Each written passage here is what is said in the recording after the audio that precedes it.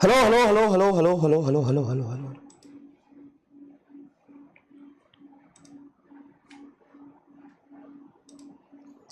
Hello hello good morning good morning good morning. Audio and video clear है तो please एक बार Thums up कर दीजिए। Hello hello hello hello hello hello hello good morning good morning good morning. Audio and video clear है तो please एक बार Thums up कर दीजिए।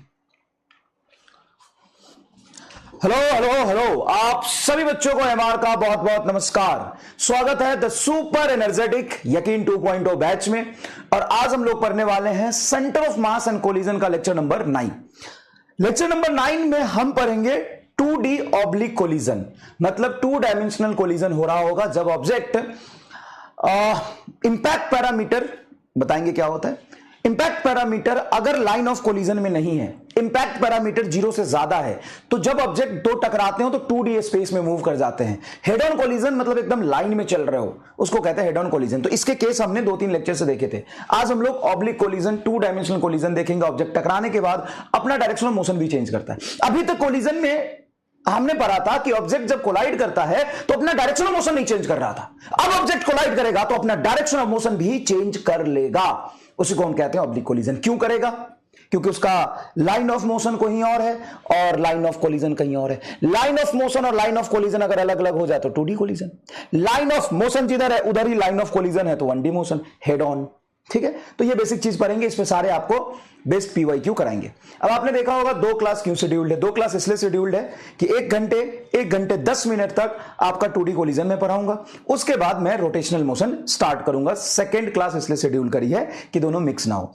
अब जो भी बच्चे यहां पे आए हैं बैकलॉग वाले, रोटेशन स्टार्ट कर दे क्या, तो मेरा उनसे कहना होगा कि बेटा अगर पीछे के चैप्टर आपने थोड़ा बहुत पढ़ा हुआ है तभी रोटेशन स्टार्ट करना। बहुत जीरो एकदम आप लॉज ऑफ मोशन में फोर्स लगाना नहीं जानते हो, अगर आप वर्क एनर्जी पावर नहीं पढ़े हो, centre of mass and collision नहीं पढ़े हो, तो बिल्कुल भी स्टार्ट मत करना। लेकिन अगर आपको बेसिक लॉज ऑफ मोशन पता है, फोर्स कहां लगता है, कैसे लगता है, थोड़ा बहुत एनर्जी लिखना आता है, तो आप स्टार्ट कर सकते हो। बहुत बड़ी बात नहीं है, कोई टेंशन की बात नहीं है। ठीक है, चलिए तो शुरू करें। आपको मैंने संघर्ष असाइनमेंट 2 अपलोड करा दिया था। कितने लोगों ने क्वेश्चंस देखे हैं, बस मैं ये जानना चाहता हूं। कितने लोग अवेयर हैं, क्वेश्चन देखे तक हैं। मैं सॉल्व करने की बात ही नहीं कर रहा, हो सकता है टाइम नहीं मिला हो अभी, अब 1-2 दिन में करेंगे। संघर्ष assignment 2 centre of mass collision के संघर्ष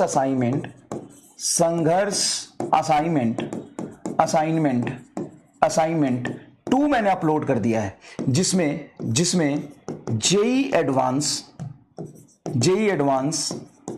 HCV बुक के क्वेश्चंस, इरोडोव के क्वेश्चंस इंक्लूडेड है। टोटल इसमें शायद 26 या 27 क्वेश्चन है।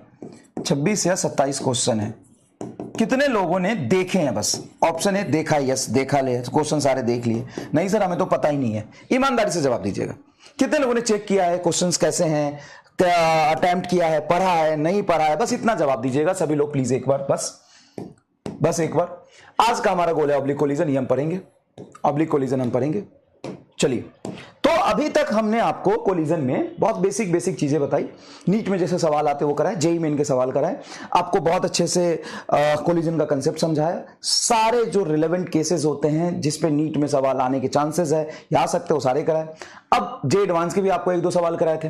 अब कुछ सवाल जे एडवांस को मैंने आपको दिए करने के लिए। आप यकीन मानिए जब आप करेंगे तो आपको लगेगा कि इसमें से 70% हम क्लास में कर चुके हैं, 20-30% ही आपको थोड़ा नया लगेगा, कैलकुलेटिव लगेगा बस। ठीक है, चलिए बताइए। ठीक है, अब एक सवाल था बच्चों का कि सर आप जब असाइनमेंट देते हो तो उसमें टफ क्वेश्चंस बहुत होते हैं, तो आप सेग्रीगेट करके दे दिया करो कि ये इजी वाला सेक्शन, उससे प्रैक्टिस हो जाएगी, और ये टफ वाला क्वेश्चन।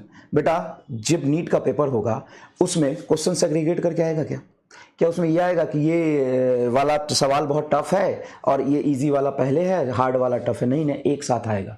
तो आपको अपने ऊपर काम करना है। अब आपको डिसाइड करना है सवाल देख के कि टफ हो सकता है, ये इजी हो सकता है, ये आपको डिसाइड करना है। मैं डिसाइड करके क्यों दे दूं यार? हाँ, उसमें सवाल होंगे 27 क्वेश्चंस में से कुछ इजी क्वेश्चंस होंगे, बहुत इजी होंगे, 2-2 3-3 लाइन के कैलकुलेशन वाले होंगे, तो आपको ढूंढ के करना है ना, ऐसे थोड़ी ना हो जाएगा। आपको फाइंड आउट करना है कहां पे सवाल इजी है, कहां पे टफ है। आपको मेहनत करना पड़ेगा। आपको अपनी औकात पता होनी चाहिए, आपने क्या पढ़ा ये आपको समझ होनी चाहिए। क्वेश्चन पढ़ के डिकोड करना आना चाहिए, भले ही थोड़ा टाइम ज्यादा लग जाए। ऐसा नहीं होता बेटा। हम सारा काम हम करके दे दे, नहीं ना, वही तो दिक्कत होती है जिस दिक्कत से तुम भाग रहे हो। यहां पे मैं करके दे दूंगा, वो बोलेगा सर जी हमको बुझे भी नहीं किया, हम पैनिक हो गए, हार्ड में फंस गए। वही तो नहीं फंसना अभी से, अब करो ना। इसमें से आप 40% क्वेश्चन कर लोगे ना, आपका 100% सिलेक्शन है। सर नहीं हम तो 30% कर पाए, तो और मेहनत कर, सिलेक्शन हो जाएगा। लेकिन अगर तू 40% भी कर लेगा ना तो तेरा हो जाएगा। नोटिफिकेशन आया है, तूने देखा नहीं, चलिए देखते हैं। मुझे उम्मीद है कि कुछ बच्चों ने तो देखा होगा, सिर्फ आधे लोगों ने देखा, आधे लोग एकदम नींद में, एकदम साला हम नहीं उठेंगे, हम नहीं उठेंगे सर, हम नींद में रहेंगे। चमन चोमू देख लेना, मिक्स क्वेश्चन है और मिक्स ही रहने दे, ताकि तेरे ऊपर जो मेहनत कर रहा हूं वो काम आए और तू भी अपने ऊपर मेहनत कर। क्या कहते हैं जनता? 26 है ना? हाँ ठीक है। क्या कहती है जनता? क्या मिक्स्ड होने चाहिए क्वेश्चंस? इससे यार तुमको डिसाइडिंग नेचर तुम्हारा डेवलप होगा ना, डिसाइडिंग नेचर डेवलप होगा ना बकलोल। चलिए तो ऑब्लिक कोलिजन शुरू करते हैं। होमवर्क दिया था, करेंगे भाई, होमवर्क आज तक मैंने नहीं छोड़ा, अभी आगे भी नहीं छोड़ेंगे। तो चलिए, एक होमवर्क दिया था, लेकिन इस होमवर्क में सब कुछ दिया मैंने। वेलोसिटी की वैल्यू 50 मीटर पर second the, angle of projection दिया, लेकिन मैंने कोएफिशिएंट ऑफ रेस्टिट्यूशन नहीं दिया। देखो कोएफिशिएंट ऑफ रेस्टिट्यूशन मुझे देना था, आपने किया होगा सॉल्व, आपसे हुआ नहीं होगा, कोई बात नहीं। मान लीजिए कि यहां पे कोएफिशिएंट ऑफ रेस्टिट्यूशन क्या है? हाफ है। अब सवाल को थोड़ा सा ढंग से समझिएगा, कंसेप्ट आप पढ़ चुके हैं, लिखना नहीं है, आराम से, ये होमवर्क था, घर पे भी लिख सकते हैं, कोई दिक्कत नहीं है। ध्यान से सवाल सुनिएगा। एक बॉल है मास का, हाँ, 53 डिग्री पर 50 मीटर पर सेकंड से उसको प्रोजेक्ट किया मैंने, कोएफिशिएंट ऑफ रेस्टिट्यूशन है हाफ। आपसे क्या पूछा है? Time of flight and maximum height between second and third collision. मतलब जब मैंने फेंका है वहां पे चर्चा नहीं करना है, एक बार जब टकराएगा फर्स्ट कोलिजन पे वहां भी चर्चा नहीं करना है, सेकंड कोलिजन के लेकर के थर्ड कोलिजन के बीच में चर्चा करना है। एक बात बताओ, जब तुमने इसको v वेलोसिटी दिया तो सबसे पहले उसका x कंपोनेंट देख लो। x कंपोनेंट क्या है sir? u cos theta, u की वैल्यू 50 और cos 53, cos 53 होता है 3/5, ये कटेगा 10 आएगा, 10 3 30। अब इसकी x की वेलोसिटी चाहे जितनी बार कोलाइड कर दे 30 ही रहेगा क्या? सभी लोग जल्दी बताएं, क्या x की वेलोसिटी 30 ही रहेगा क्या? हाँ सर। y की वेलोसिटी क्या हो जाएगा? यहां पर 40। जब टकराया तो टकराने से पहले नीचे 40 होगा, टकराने के बाद ऊपर हो जाएगा e इंटू 40, क्योंकि u sin थीटा की वैल्यू हमने निकाल ली 40। तो नीचे u sin थीटा से टकराएगा, रिबाउंड होकर e टाइम्स वेलोसिटी हो जाएगी, e की वैल्यू हाफ, तो ये हो जाएगा हाफ इंटू 40 बराबर 20 मीटर पर सेकंड बचेगा। तो टकराएगा जब यहां पे, तो ऊपर मैंने फेंका था फर्स्ट कोलिजन के बाद 20 से, तो यहां पे टकराएगा 20 से, और रिबाउंड के बाद हो जाएगा e इंटू 20। तो बताओ e की वैल्यू हाफ इंटू 20 मतलब 10 मीटर पर सेकेंड। अब अगर 10 मीटर पर सेकेंड तुम्हारा वर्टिकल वेलोसिटी है तो टाइम ऑफ फ्लाइट होता है गुरु 2ui बाई जी, 2 इंटू 10 बटा जी की वैल्यू 10, 2 सेकेंड आंसर। देखो ये कितना आसान है। मैक्सिमम हाइट हो जाएगा ui का whole square by 2g। ui बोलो भाई सर 10, यही तो है सेकेंड कोलिजन के बाद ui, तो 10 का होल स्क्वायर बटा 2 इंटू जी की वैल्यू 10, 10 का होल स्क्वायर 100 से 10 कटेगा, 10 बटा 5, 10 बटा 2 मतलब 5 मीटर आंसर। बताओ आ गया कि नहीं? 5 मीटर में 2 सेकंड, एकदम पलक झपकने से पहले आंसर है। पलक झपकने से पहले क्या है आंसर है? देखो कोई खास बात है क्या इसमें? कोएफिशिएंट ऑफ रेस्टिट्यूशन एक लेके कर दोगे तो फिर तो फर्स्ट कोलिजन सेकंड कोलिजन के बीच में, सेकंड थर्ड के बीच में, थर्ड सेकंड फोर्थ के बीच में सेम ही रह जाएगा सब कुछ, सेम ही रह जाएगा सब कुछ। अब बताओ, तुमसे बोलता थर्ड कोलिजन के बाद क्या होगा, रेंज बताओ क्या होगा? कोई दिक्कत नहीं है। बताओ यहां पर अगर रेंज पूछता तो क्या करते? रेंज का फॉर्मूला है 2ux ui बाई जी। तो projectile and collision, in elastic collision का मिक्सचर वाला सवाल है। समझ आ गया तो एक बार दिल बना दीजिए सभी लोग, समझ आ गया तो एक बार दिल बना दीजिए सभी लोग। प्रोजेक्टाइल मोशन एंड कोलिजन के मिक्स्ड वाला सवाल है। अब चाहे इसमें कैसा भी सवाल पूछ लेगा, कर लोगे कि नहीं बताओ? सर एकदम आसान है। अब एक 2D कोलिजन होता है जिसमें एक ऑब्जेक्ट पहले x में चल रहा है, दूसरा y में चल रहा है। ये बहुत आसान होता है, बहुत इजी है, इनइलास्टिक का केस है, इसको समझते मैंने होमवर्क दिया था। Simple momentum conservation, momentum conservation चाहे 1D हो, 2D हो, 3D हो, इलास्टिक हो, इनइलास्टिक हो, परफेक्ट इलास्टिक हो, कोलिजन का सबसे बड़ा रामबाण इलाज मोमेंटम कंजर्वेशन। हाँ या ना? कुछ भी समझ ना आ रहा हो, कुछ भी समझ ना आ रहा हो, चाहे किसी भी तरह का कोलिजन हो, चाहे कोई सी भी डी में कोलिजन हो, मोमेंटम कंजर्व होगा कि नहीं? सभी लोग एक बार बताएं, सभी लोग एक बार बताएं, मोमेंटम कंजर्वेशन होगा कि नहीं? सभी लोग एक बार बताएं। सर मोमेंटम कंजर्वेशन तो हमेशा होगा। अब देखो ये बेटा बिफोर कोलिजन है, ये बिफोर कोलिजन है। एम मास का ऑब्जेक्ट यू से ऐसे चल रहा, एम मास का ऑब्जेक्ट यू से ऐसे चल रहा, देखो ऐसे चल रहा और ये ऐसे चल रहा।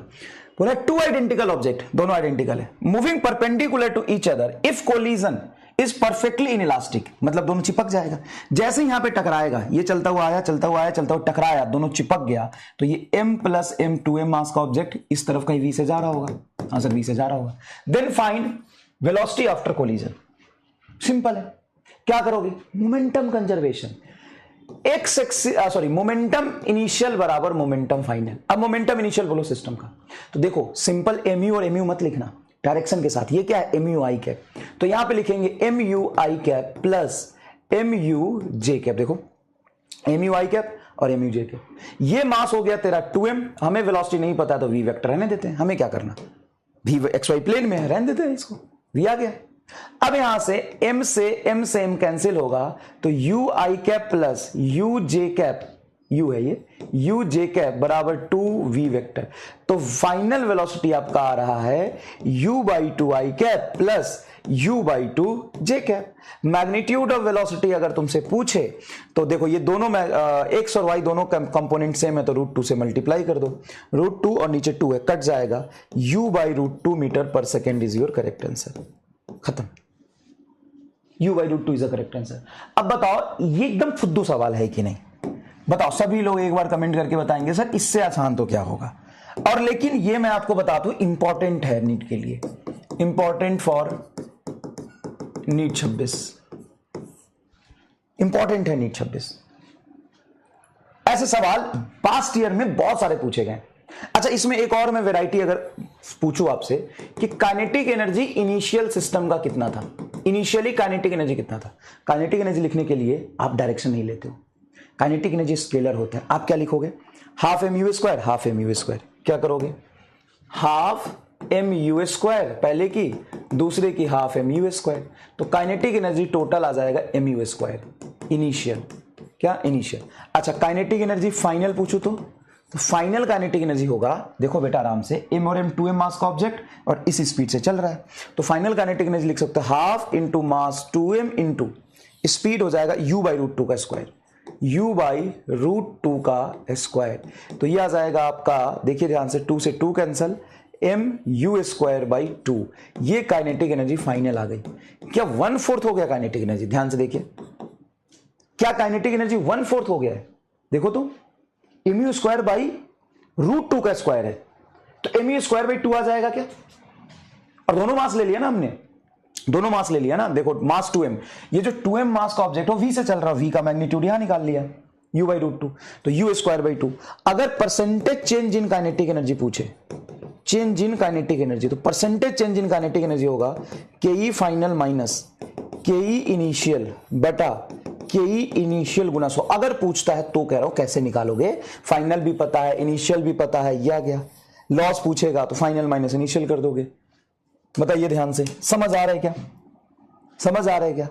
अब यहां पे डायरेक्ट वो वाला फॉर्मूला अगर तुम लगाते हो u रिलेटिव, तो वहां पे u रिलेटिव देखने में दिक्कत आएगी, तो ये इनिशियल फाइनल निकाल के लॉस निकाल लेना।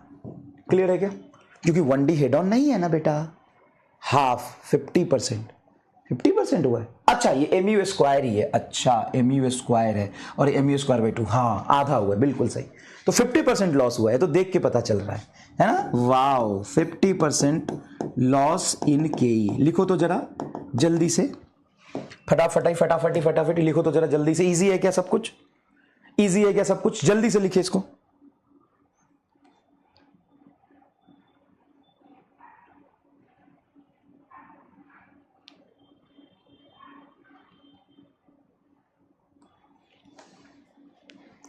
जल्दी से लिखिए इसको, इजी है क्या सब कुछ,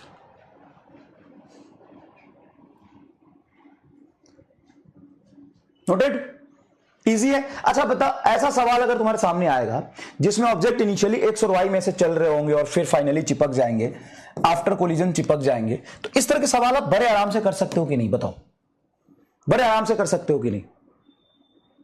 मतलब इनिशियल मोमेंटम लिखना है, ये mu i कैप है और ये j कैप है, बस कर सकते हो कि नहीं। और ऐसे सवाल फ्रीक्वेंटली नीट में आए, फ्रीक्वेंटली। मैं आपको दिखाता हूं, देखो ये सवाल नीट का पूछा हुआ है। A particle of mass m moving eastward with speed v, particle of mass m moving eastward with speed v, लिखना नहीं है, क्यों नहीं लिखना? अरे भाई ये जो तुमने लिख लिया ना, ये समंदर है, सब कुछ इसी में है। Initial kinetic energy, final kinetic energy, loss, final speed सब निकाल दिया हमने। देखिए पार्टिकल ऑफ मास है moving eastward with speed v collide with another particle of mass same mass moving northward with speed v same mass moving northward with speed v. The two particle collides on the collision. The new particle of mass 2m, दोनों चिपक जाएगा तो 2m ही तो होगा after collision. कितने velocity से कहां जाएगा ये पूछा है, अभी हमने निकाला सेम सवाल। v/√2 और किधर जाएगा, ये ईस्ट और ये नॉर्थ, तो मोमेंटम एक्स में भी था, ईस्ट में भी था, नॉर्थ में भी, तो फाइनली नॉर्थ ईस्ट में रहेगा। तो north east is your correct answer, v/√2, north east v/√2। ये चौथा तुम्हारा आंसर आएगा। बोलो, पलक झपकने से पहले आंसर फेंक दिया तूने, देख पलक झपकने से पहले तूने आंसर फेंक दिया, देख u/√2 north east is your correct answer. बोलो सर ये तो बहुत आसान है। देखो next, particle of mass m moving eastward with speed v collide with another particle of mass m, easy एकदम, ऐसे ही आ गया था होमवर्क इसलिए मैंने दे दिया। यहां देख, नेक्स्ट देख ये लिखना है, लिखो। इसी पे थोड़ा सा चेंज करके सवाल देता हूं। मान लो m मास का ऑब्जेक्ट है, u से चल रहा है, 2u से चल रहा है, मान लो 2u स्पीड से चल रहा है ना, और एक 2m मास का ऑब्जेक्ट है, 2m या 3m मास का ऑब्जेक्ट है, और ये चल रहा है आपका u स्पीड से। Collision is perfectly elastic, collision is perfectly inelastic मतलब चिपक जाएगा। Then find their final velocity, then find final velocity, जल्दी करके दिखाएंगे फटाफट। देन फाइंड फाइनल वेलोसिटी, बहुत इजी है बेटा, बहुत इजी है। देखो ये है तुम्हारा m मास का ऑब्जेक्ट जो 2u से चल रहा है, ये है 3m मास का जो u से चल रहा है। कोलिजन तुम्हारा परफेक्टली इलास्टिक है, तो ये m और ये 3m चिपक के क्या हो जाएगा 4m। अब 4m का मान लो v से इधर जा रहा है, तो मोमेंटम कंजर्वेशन कर दो तुरंत से पहले, मोमेंटम कंजर्वेशन कर दो। p इनिशियल बराबर p फाइनल, p इनिशियल बोलो मोमेंटम कितना है, तो p इनिशियल है बेटा m मास का ऑब्जेक्ट 2u से चल रहा है, तो m into 2u i cap plus 3m into u j cap बराबर 4m इंटू v। तो यहां से आप देख पा रहे हो कि m तो कैंसिल हो जाएगा, तो आएगा 2u i cap plus 3u j cap बटा 4 is equal to final velocity. तो फाइनल वेलोसिटी वेक्टर आ गया, इसको 4 से यहां डिवाइड करोगे तो u/2 आई कैप, u/2 आई कैप 4 से इसमें डिवाइड करोगे प्लस 3u/4 j कैप, ये आ गया आंसर। 5u कहां रह रहे, 5u कैसे आ रहा है, और 5u तो ये कहां है, मेरे पास डंडा है कहीं कि नहीं। 5u ये कांड कर दिया, देखो ये क्या कर दिया, ये 2mu और 3mu 5mu कर दिया, आई और जे गया तेल लेने। कितने गधे बच्चे को मैं पढ़ा रहा हूं ये यार, कितने गधे बच्चे को पढ़ा रहा हूं। एक कह रहा है कोलिजन ही नहीं होगा, मैं यहां चिपका दिया, कह रहा है कोलिजन ही नहीं होगा। सर स्पीड अलग अलग है, तो भाई ये दूर है ना, अरे कोलिजन हो रहा है, लिखा है कोलिजन इलास्टिक है, सवाल है, ऑप्शन है, आंसर है।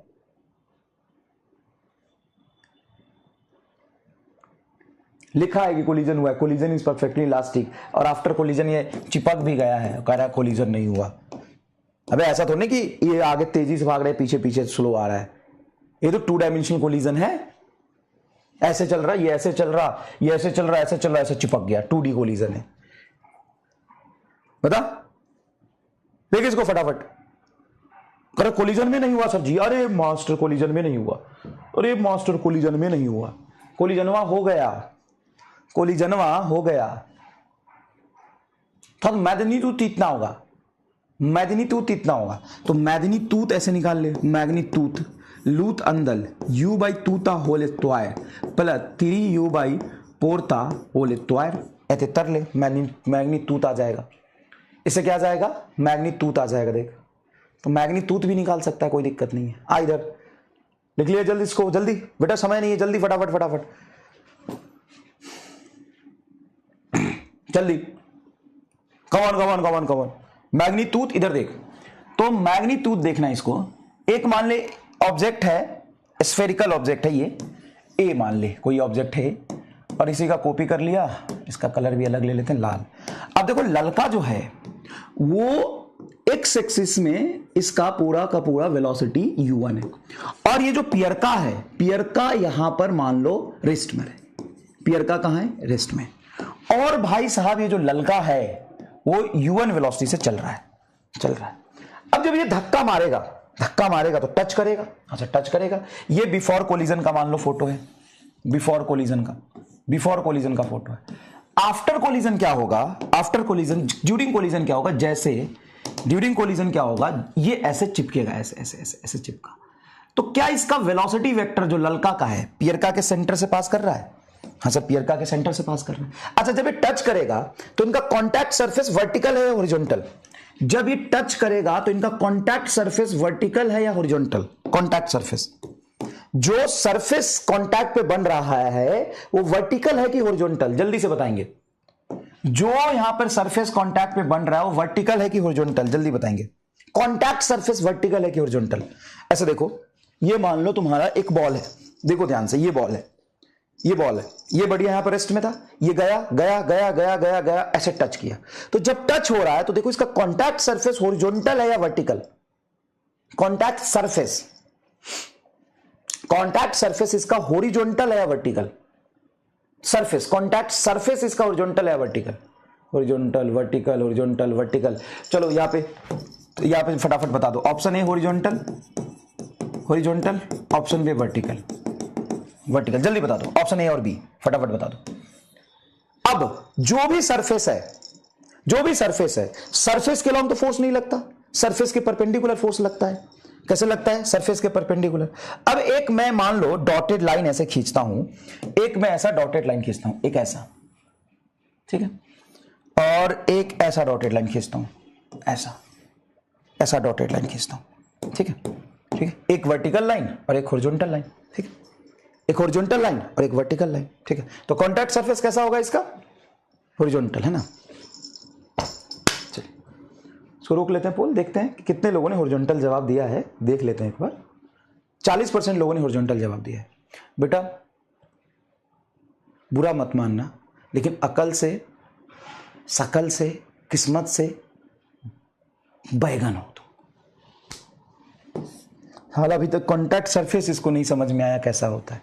और देखो इसमें सबसे चालाक लोग कौन है, आर.के. कन्वर, इमरान सेंसी, नाम से ही पता चल रहा है साला बकलोल है। भाई तुम्हें यह भी नहीं समझ में आता कि सरफेस कॉन्टैक्ट जो हुआ है, ये दोनों चल रहा, ऐसे कॉन्टैक्ट हुआ, तो ये जो टच हुआ, तो ये सरफेस है जो टच हुआ। ये सरफेस कैसा है तुम्हारा, सरफेस कैसा है, यहां पर कैसा है सरफेस, बताओ कैसा है सरफेस जो टच हुआ है। मैंने क्या बोला, कॉन्टैक्ट सरफेस। तो कॉन्टैक्ट कहां हुआ, ये चल रहा, ऐसे कॉन्टैक्ट हुआ। जब कॉन्टैक्ट हुआ तो जो पॉइंट कॉन्टैक्ट पे है उसका सरफेस तुमको वर्टिकल दिखाई दे रहा है कि हॉरिजॉन्टल दिखाई दे रहा है साले, कैसे बोला हॉरिजॉन्टल। डैश फिजिक्स पर होगे तुम, रत्ती भर तुम्हारी औकात नहीं फिजिक्स पढ़ने की। इतनी सी जो औकात होती है ना फिजिक्स पढ़ने की, वो उतनी नहीं है तुम्हारे अंदर।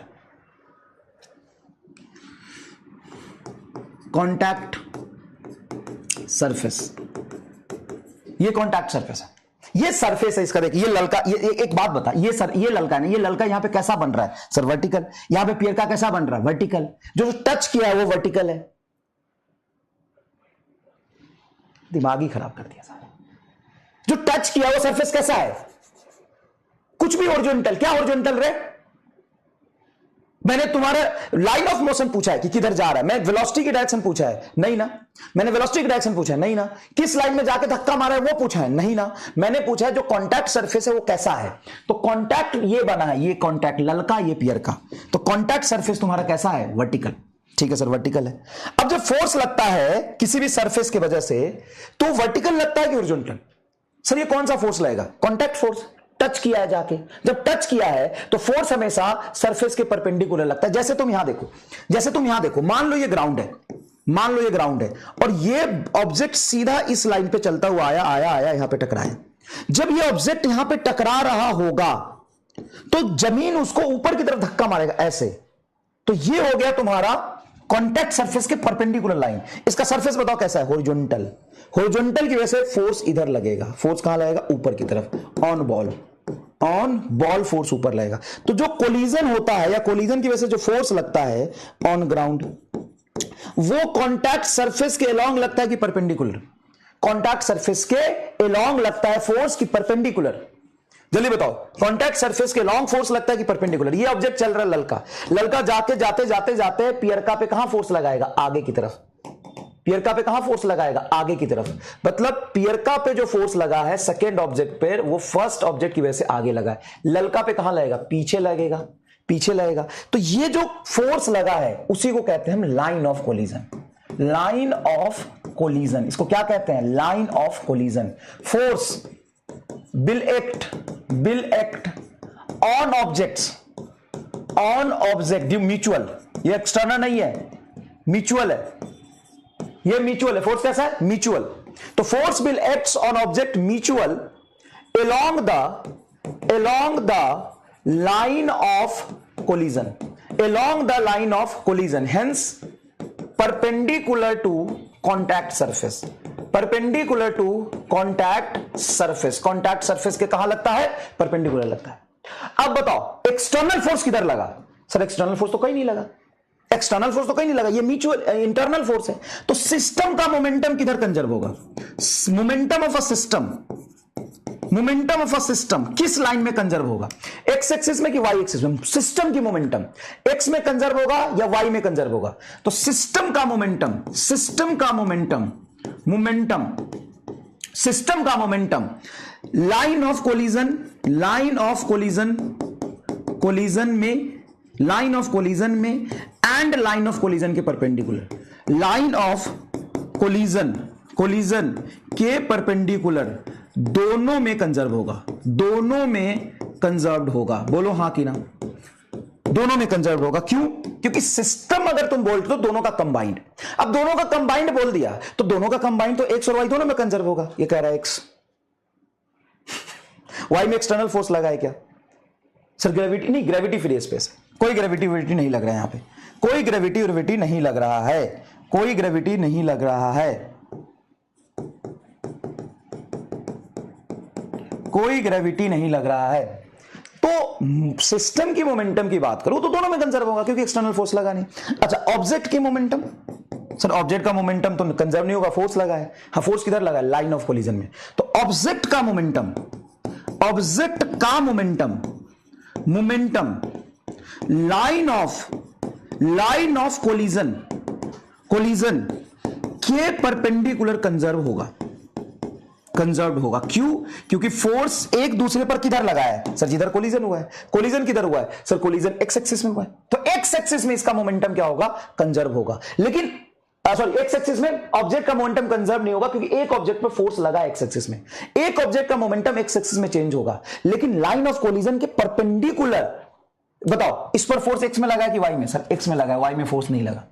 तो ऑब्जेक्ट का मोमेंटम कॉन्टैक्ट सरफेस के परपेंडिकुलर कंजर्व हो सकता है। ऑब्जेक्ट का momentum contact surface, sorry line of collision के, लाइन ऑफ कोलिजन के परपेंडिकुलर, लाइन ऑफ कोलिजन के परपेंडिकुलर कंजर्व होगा। देखो line of collision, line of collision के परपेंडिकुलर क्या होगा? कंजर्व होगा। लाइन ऑफ कोलिजन के परपेंडिकुलर कंजर्व होगा क्योंकि ऑब्जेक्ट पर फोर्स किधर लगा है? ऑब्जेक्ट पर फोर्स किधर लगा है? सर एक्स में।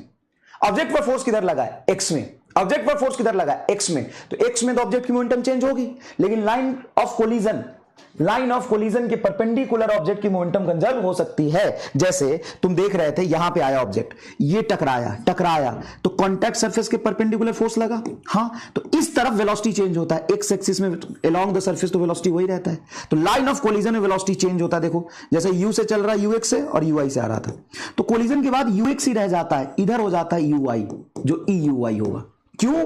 क्योंकि सर इधर सरफेस है तो सरफेस के परपेंडिकुलर कोलिजन का इफेक्ट होता है, और जिधर कोलिजन हुआ उधर तो मोमेंटम कंजर्व नहीं होगा। लेकिन एक्स एक्सिस में मोमेंटम कंजर्व हुआ था, याद करिए। एक्स एक्सिस में मोमेंटम कंजर्व हुआ था, याद करिए। बताइए प्लीज, बताइए प्लीज, समझ में आया? चमक गया ये बात? हाँ सर चमक गया। अब एक बात सुनना ध्यान से, अगर इसकी वेलोसिटी जस्ट इसके सेंटर को हिट कर रहा होगा तो इसका कॉन्टैक्ट सरफेस तुम्हारा वर्टिकल बनेगा और लाइन ऑफ कोलिजन इसके सेंटर से पास करेगा, तो इसको कहते हैं हेड ऑन कोलिजन। ये head on collision, head on collision कब होता है? जब velocity passing through centre, passing through centre, जब इनका वेलोसिटी सेंटर से पास कर रहा था। अगर वेलोसिटी सेंटर से पास नहीं कर रहा होता तो क्या होता? जैसे मान लो यहां पे तुम देख रहे थे, ये ऑब्जेक्ट था, ये ऐसे सीधा गया सेंटर पे हिट किया, कोलिजन के बाद दोनों साथ चले, मतलब एक ही लाइन में चले। अब मान लो ऐसे चल रहा है, ऐसे, ये ऐसे चल रहा है, ऐसे चल रहा है, ऐसे टच किया, तो क्या इसका कॉन्टैक्ट सरफेस वर्टिकल बनेगा? देखो अभी तो कॉन्टैक्ट सरफेस वर्टिकल है, लेकिन ऐसे टच करता हुआ ऐसे किया तो कॉन्टैक्ट सरफेस कैसा होगा? ऐसा, टेढ़ा। तो इस तरह के कोलिजन को हम हेड ऑन कोलिजन नहीं बोलेंगे, वो अभी बताता हूं। ये लिख लो पहले अच्छे से, ये लिख लो अच्छे से, ये भी लिख लेना कि जब वर्टिकली ऑब्जेक्ट आ रहा था, सरफेस तुम्हारा हॉरिजॉन्टल था, तो लाइन ऑफ कोलिजन वर्टिकल बनेगा, ये बनेगा line of collision, line of collision. तो लाइन ऑफ कोलिजन मतलब जिधर फोर्स लगता है, बस फोर्स किधर लगता है? सरफेस के परपेंडिकुलर, खत्म। फोर्स किधर लगता है? सरफेस के परपेंडिकुलर, खत्म। हाँ, इंक्लाइंड होगा ना, यस, सरफेस इंक्लाइंड होगा ना, तो उस इंक्लाइंड सरफेस के परपेंडिकुलर फोर्स लगेगा, और परपेंडिकुलर फोर्स लगेगा तो फोर्स की डायरेक्शन चेंज हो गई, मतलब ऑब्जेक्ट इस तरफ फोर्स लगा तो ऑब्जेक्ट इधर जाएगा, तो टेढ़ा जाएगा, तो कोलिजन ऑब्लिक। क्या यार, जोरदार, मजा आ गया भाई। धांसू धांसू धांसू धांसू धांसू, चल लिख इसको, धांसू, एकदम धांसू, जल्दी, कम ऑन, लिखो लिखो, जल्दी लिखो, जल्दी लिखो, जल्दी लिखो, जल्दी लिखो।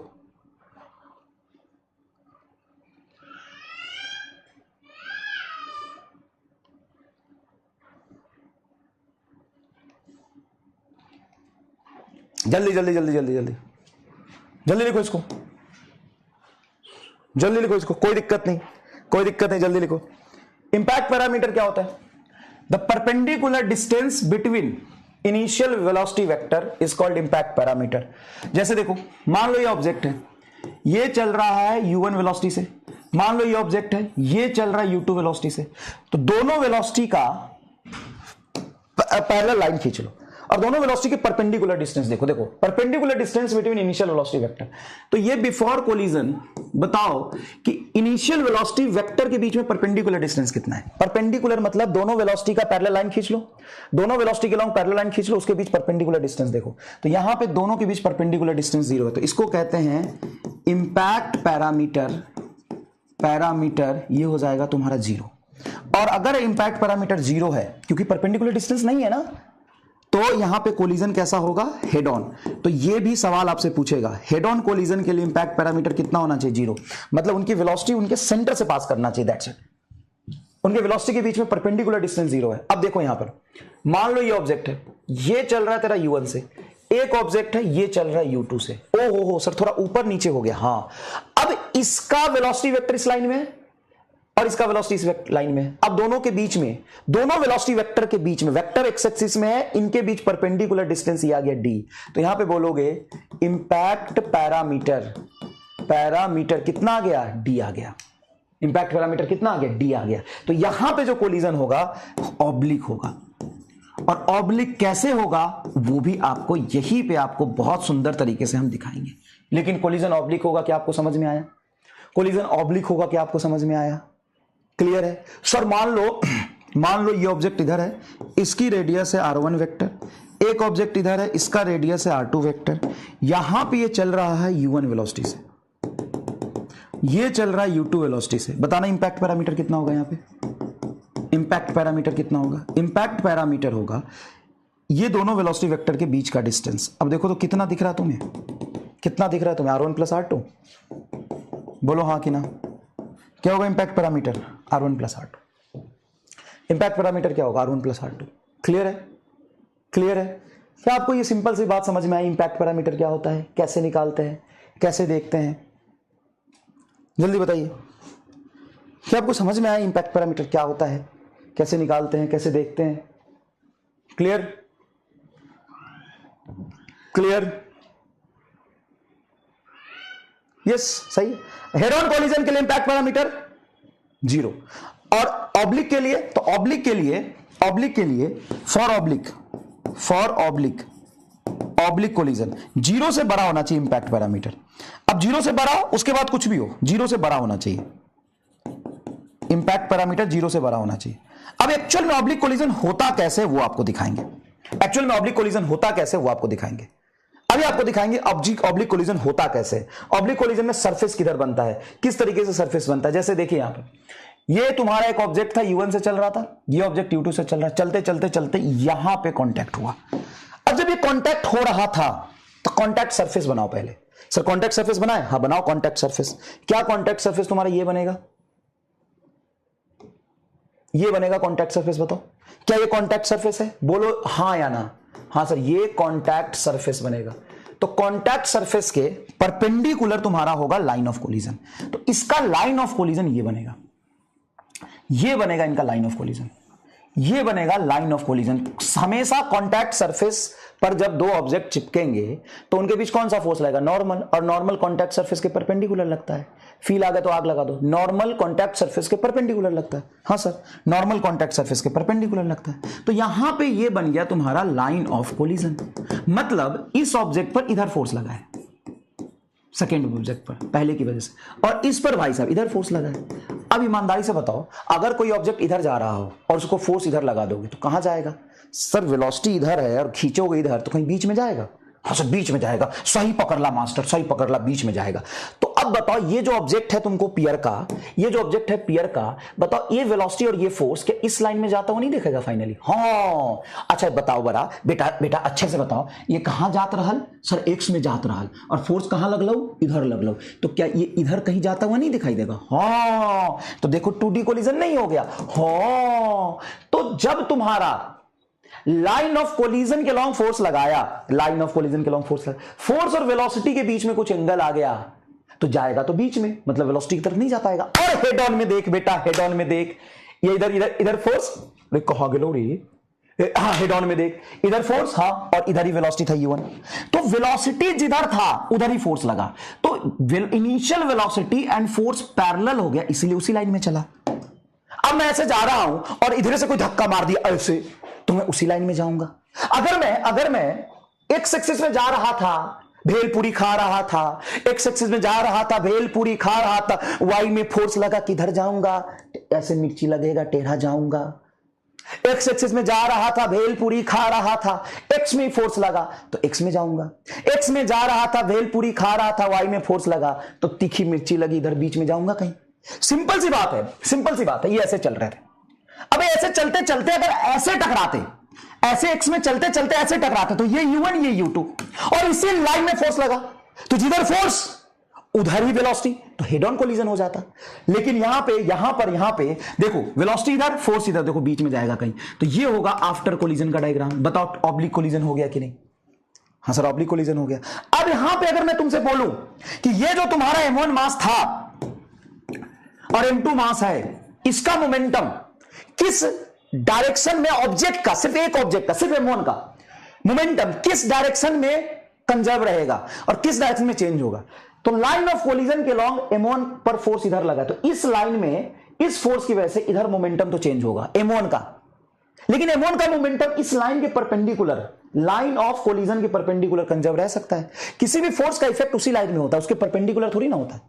किसी भी फोर्स का इफेक्ट उसी लाइन में होता है, उसके परपेंडिकुलर नहीं होता है। क्लियर। अब यहां पे मैंने मास्टर बॉक्स बनाया, पहला बॉक्स समझने की कोशिश करिएगा। Momentum of a system conserved in line of collision and perpendicular to line of collision. क्या यही बात मैंने पहले भी लिखी है। सिस्टम की मोमेंटम लाइन ऑफ कोलिजन में and perpendicular to the line of collision में, दोनों में कंजर्व रहेगा। सिस्टम की मोमेंटम से एक्सटर्नल फोर्स तो जीरो है, एक्सटर्नल फोर्स तो जीरो है, ये लगा भी है तो इंटरनल लगा, सिस्टम की मोमेंटम हर तरफ कंजर्व हो गई। दूसरी बात, momentum of a object will not conserve in line of collision.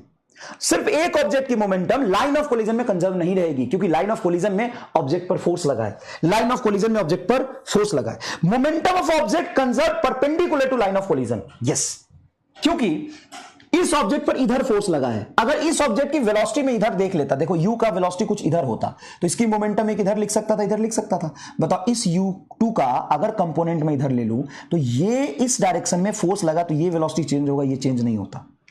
तो ऑब्जेक्ट का मोमेंटम लाइन ऑफ कोलिजन में चेंज होगा, लेकिन लाइन ऑफ कोलिजन के परपेंडिकुलर चेंज नहीं होगा।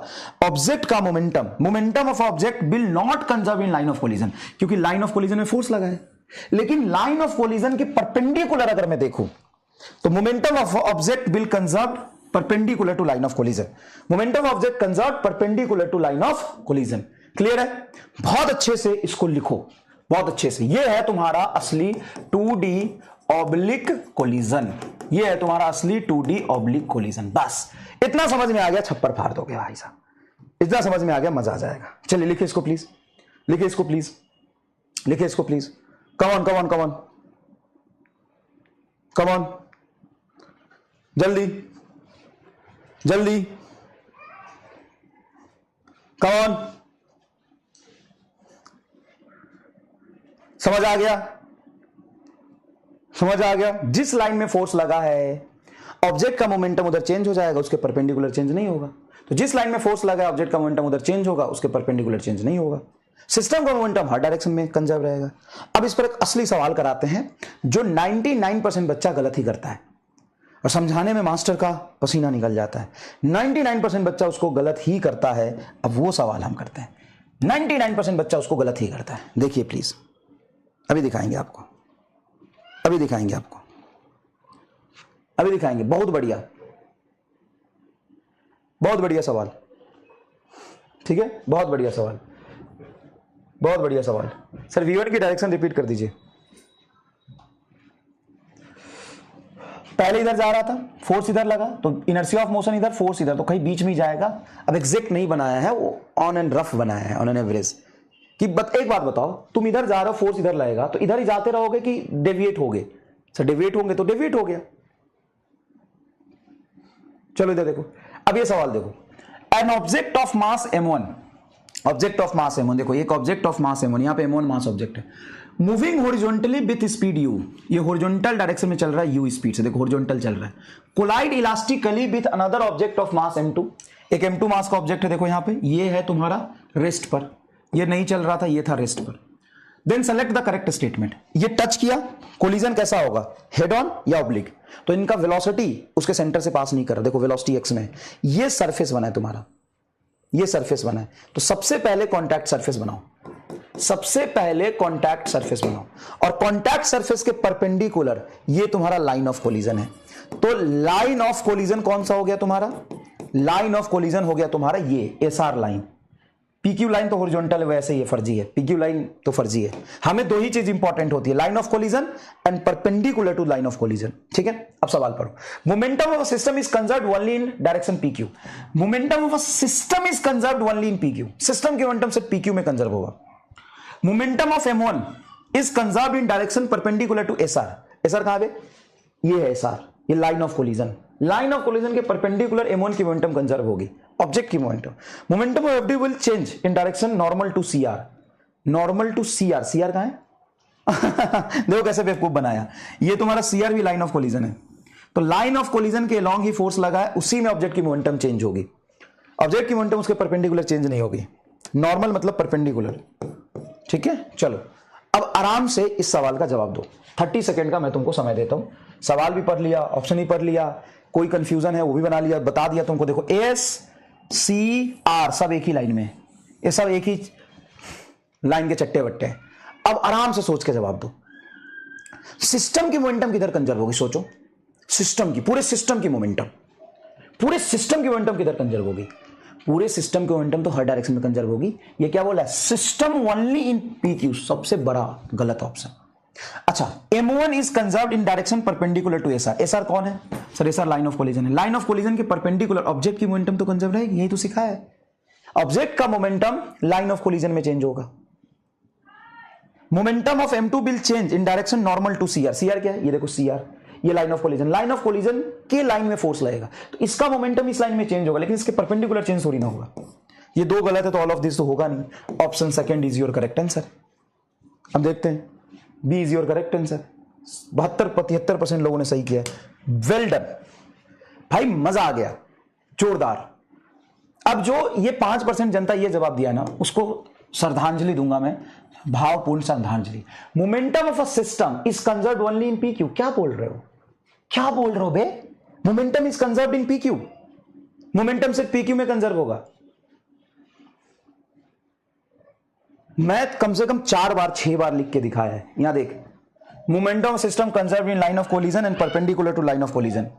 मोमेंटम कंजर्व हर तरह होता है, देखो सिस्टम का मोमेंटम लाइन ऑफ कोलिजन में एंड लाइन ऑफ कोलिजन के परपेंडिकुलर दोनों में कंजर्व होगा। 6 बार लिखा है मैंने सिस्टम का मोमेंटम।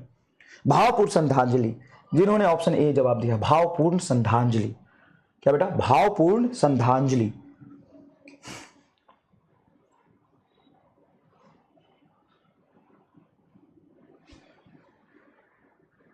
आओ इधर देखो, अब चलो इधर देखो, 2D oblique collision of same mass where one object is at rest, जहां पे एक ऑब्जेक्ट तुम्हारा कहां पर है, रेस्ट में। 2D collision of same mass, identical mass where one object is at rest। जैसे मान लो एक ऑब्जेक्ट है m मास का और वो भाई साहब u वेलोसिटी से चल रहा था, दूसरा ऑब्जेक्ट है तुम्हारा m मास का जो आराम से यहां पे पड़ा हुआ था रेस्ट में, वो आराम से यहां पर रेस्ट में पड़ा हुआ था, ये देखो। अब मुझे बताओ, तुमको देख के पता चल रहा है कि 1D कोलिजन होगा कि 2D? हाँ, देख के पता चल रहा है 1D कोलिजन होगा 2D। कैसे पता चल रहा है देख के भाई? कैसे पता चल रहा है देख के? सर साफ पता चल रहा है। सर साफ कैसे पता चल रहा है? सर साफ सीधा सीधा पता चल रहा है कि ये 2D कोलिजन है। फिर कैसे पता चल रहा है? सर साफ देख के पता चल रहा है 2D कोलिजन है। कैसे? क्योंकि सर यहां पर जो वेलोसिटी है वो एक्स एक्सिस में और सरफेस जो बना है वो टेढ़ा बना है। देखो कॉन्टैक्ट सरफेस तुम्हारा ये बनेगा, देखो ये कॉन्टैक्ट सरफेस। अच्छा हाँ, कॉन्टैक्ट सरफेस टेढ़िया गया है तो फोर्स किधर लगेगा सर? इस लाइन में फोर्स लगेगा। अब मान लो कि इसका सेंटर ये था, एक लाइन में डॉटेड दोनों के सेंटर से पास करता हुआ बनाता हूं, जो कि लाइन ऑफ कोलिजन कहलाएगा, जो कि लाइन ऑफ कोलिजन कहलाएगा। ये क्वेश्चन नहीं बेटा, ये थ्योरी है, मैं पढ़ा रहा हूं, इसमें जो भी डेटा दे रहा हूं वो पता होगा तुम्हें।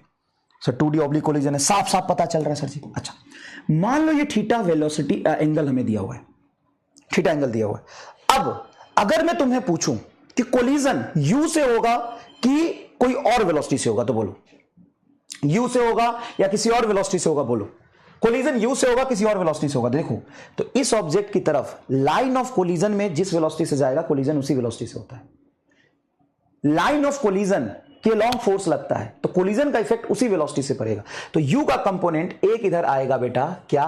u cos थीटा, और u का वेलोसिटी एक इधर जाएगा u sin थीटा। क्या दोनों में तोड़ लेना चाहिए? हाँ, ये सेम वही सवाल नहीं हो गया जो ऑब्लिक कोलिजन आप यहां करते थे कि सर u से इधर जा रहा है तो हम मान लो ये थीटा एंगल है तो हम ले लेते हैं u cos थीटा और ये ले लेते हैं u sin थीटा। कोलिजन किससे होगा? इससे, जो सरफेस के लॉन्ग जा रहा है, जो सरफेस पर जाके गिरेगा। ये तो पैरेलल टू सरफेस है। अब यहां पे पैरेलल टू सरफेस कौन हो जाएगा? सर पैरेलल टू सरफेस के पैरेलल ये u sin थीटा। अब अगर मैं आपसे बोलूं कि बेटा एक बात ईमानदारी से बताओ, एकदम ईमानदारी से, एक बात ईमानदारी से बताओ, बताओगे तभी पूछूंगा, नहीं तो नहीं पूछूंगा। ईमानदारी से एक बात बताओगे तो पूछूंगा, नहीं तो नहीं पूछूंगा। नहीं मैं ऐसे नहीं पूछता। ईमानदारी से एक बात बताओगे तो मैं पूछूंगा, एकदम ईमानदारी से एक बात बताओगे तो मैं पूछूंगा। बेईमानी करोगे, अफरा तफरी करोगे तो मैं नहीं पूछूंगा भाई, नहीं मैं नहीं पूछूंगा। एकदम ईमानदारी से एक बात बताओगे तो मैं पूछूंगा, एकदम ईमानदारी से एक बात बताओगे तो मैं तुम सबसे एक बात पूछना चाहता हूं। क्या? मैं ये पूछना चाहता हूं, कोलिजन का इफेक्ट या कोलिजन जो हुआ है उसका इफेक्ट कौन से वेलोसिटी पे पड़ेगा? u sin थीटा पे, u cos थीटा पे, कि दोनों पे? बताओ, एकदम ईमानदारी से बताओगे तो। सर एकदम ईमानदारी से बता रहे गुरुजी? हाँ बता, एकदम ईमानदारी से। सर कोलिजन का इफेक्ट सर पता है u cos थीटा पड़ेगा, इस पे नहीं पड़ेगा। Sir collision u cos theta से हुआ, u sin थीटा से नहीं हुआ। तो क्या मैं पियरका की velocity u sin theta same रख दूं? हाँ सर, ये तो चेंज ही नहीं होगा सर, ये सेम रहेगा। अच्छा, क्या ये elastic collision of same mass था? हाँ sir, elastic collision of same mass है। Elastic collision of same mass, ये क्या है? Elastic collision of same mass. तो जब elastic collision of same mass होता है तो क्या वेलोसिटी इंटरचेंज हो जाता है? देन वेलोसिटी विल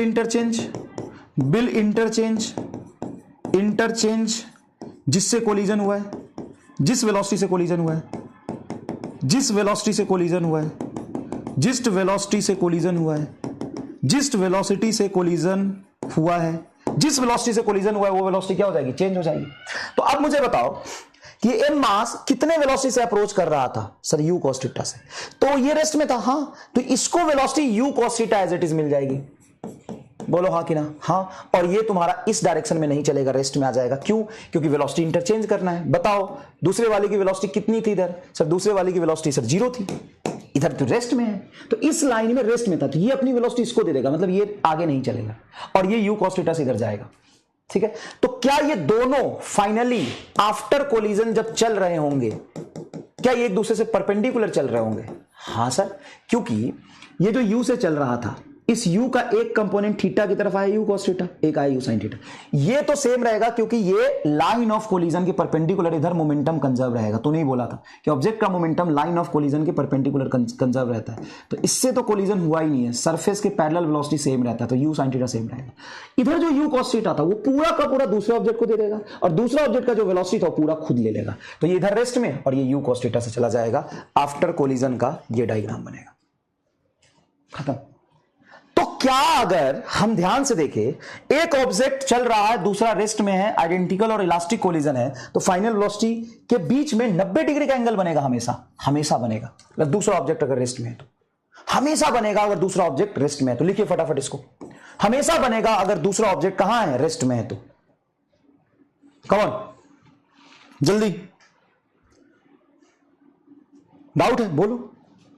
दोनों वेलोसिटी कैसे चेंज होगा यार? एक्स की वेलोसिटी चेंज होगा, इसलिए नेट डायरेक्शन ऑफ मोशन पे तुमको फर्क दिखेगा, लेकिन वेलोसिटी सिर्फ वही चेंज होगी जिससे कोलिजन हुआ है।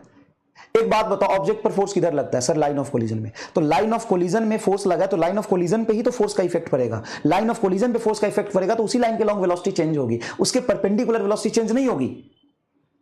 अकल के अंधे।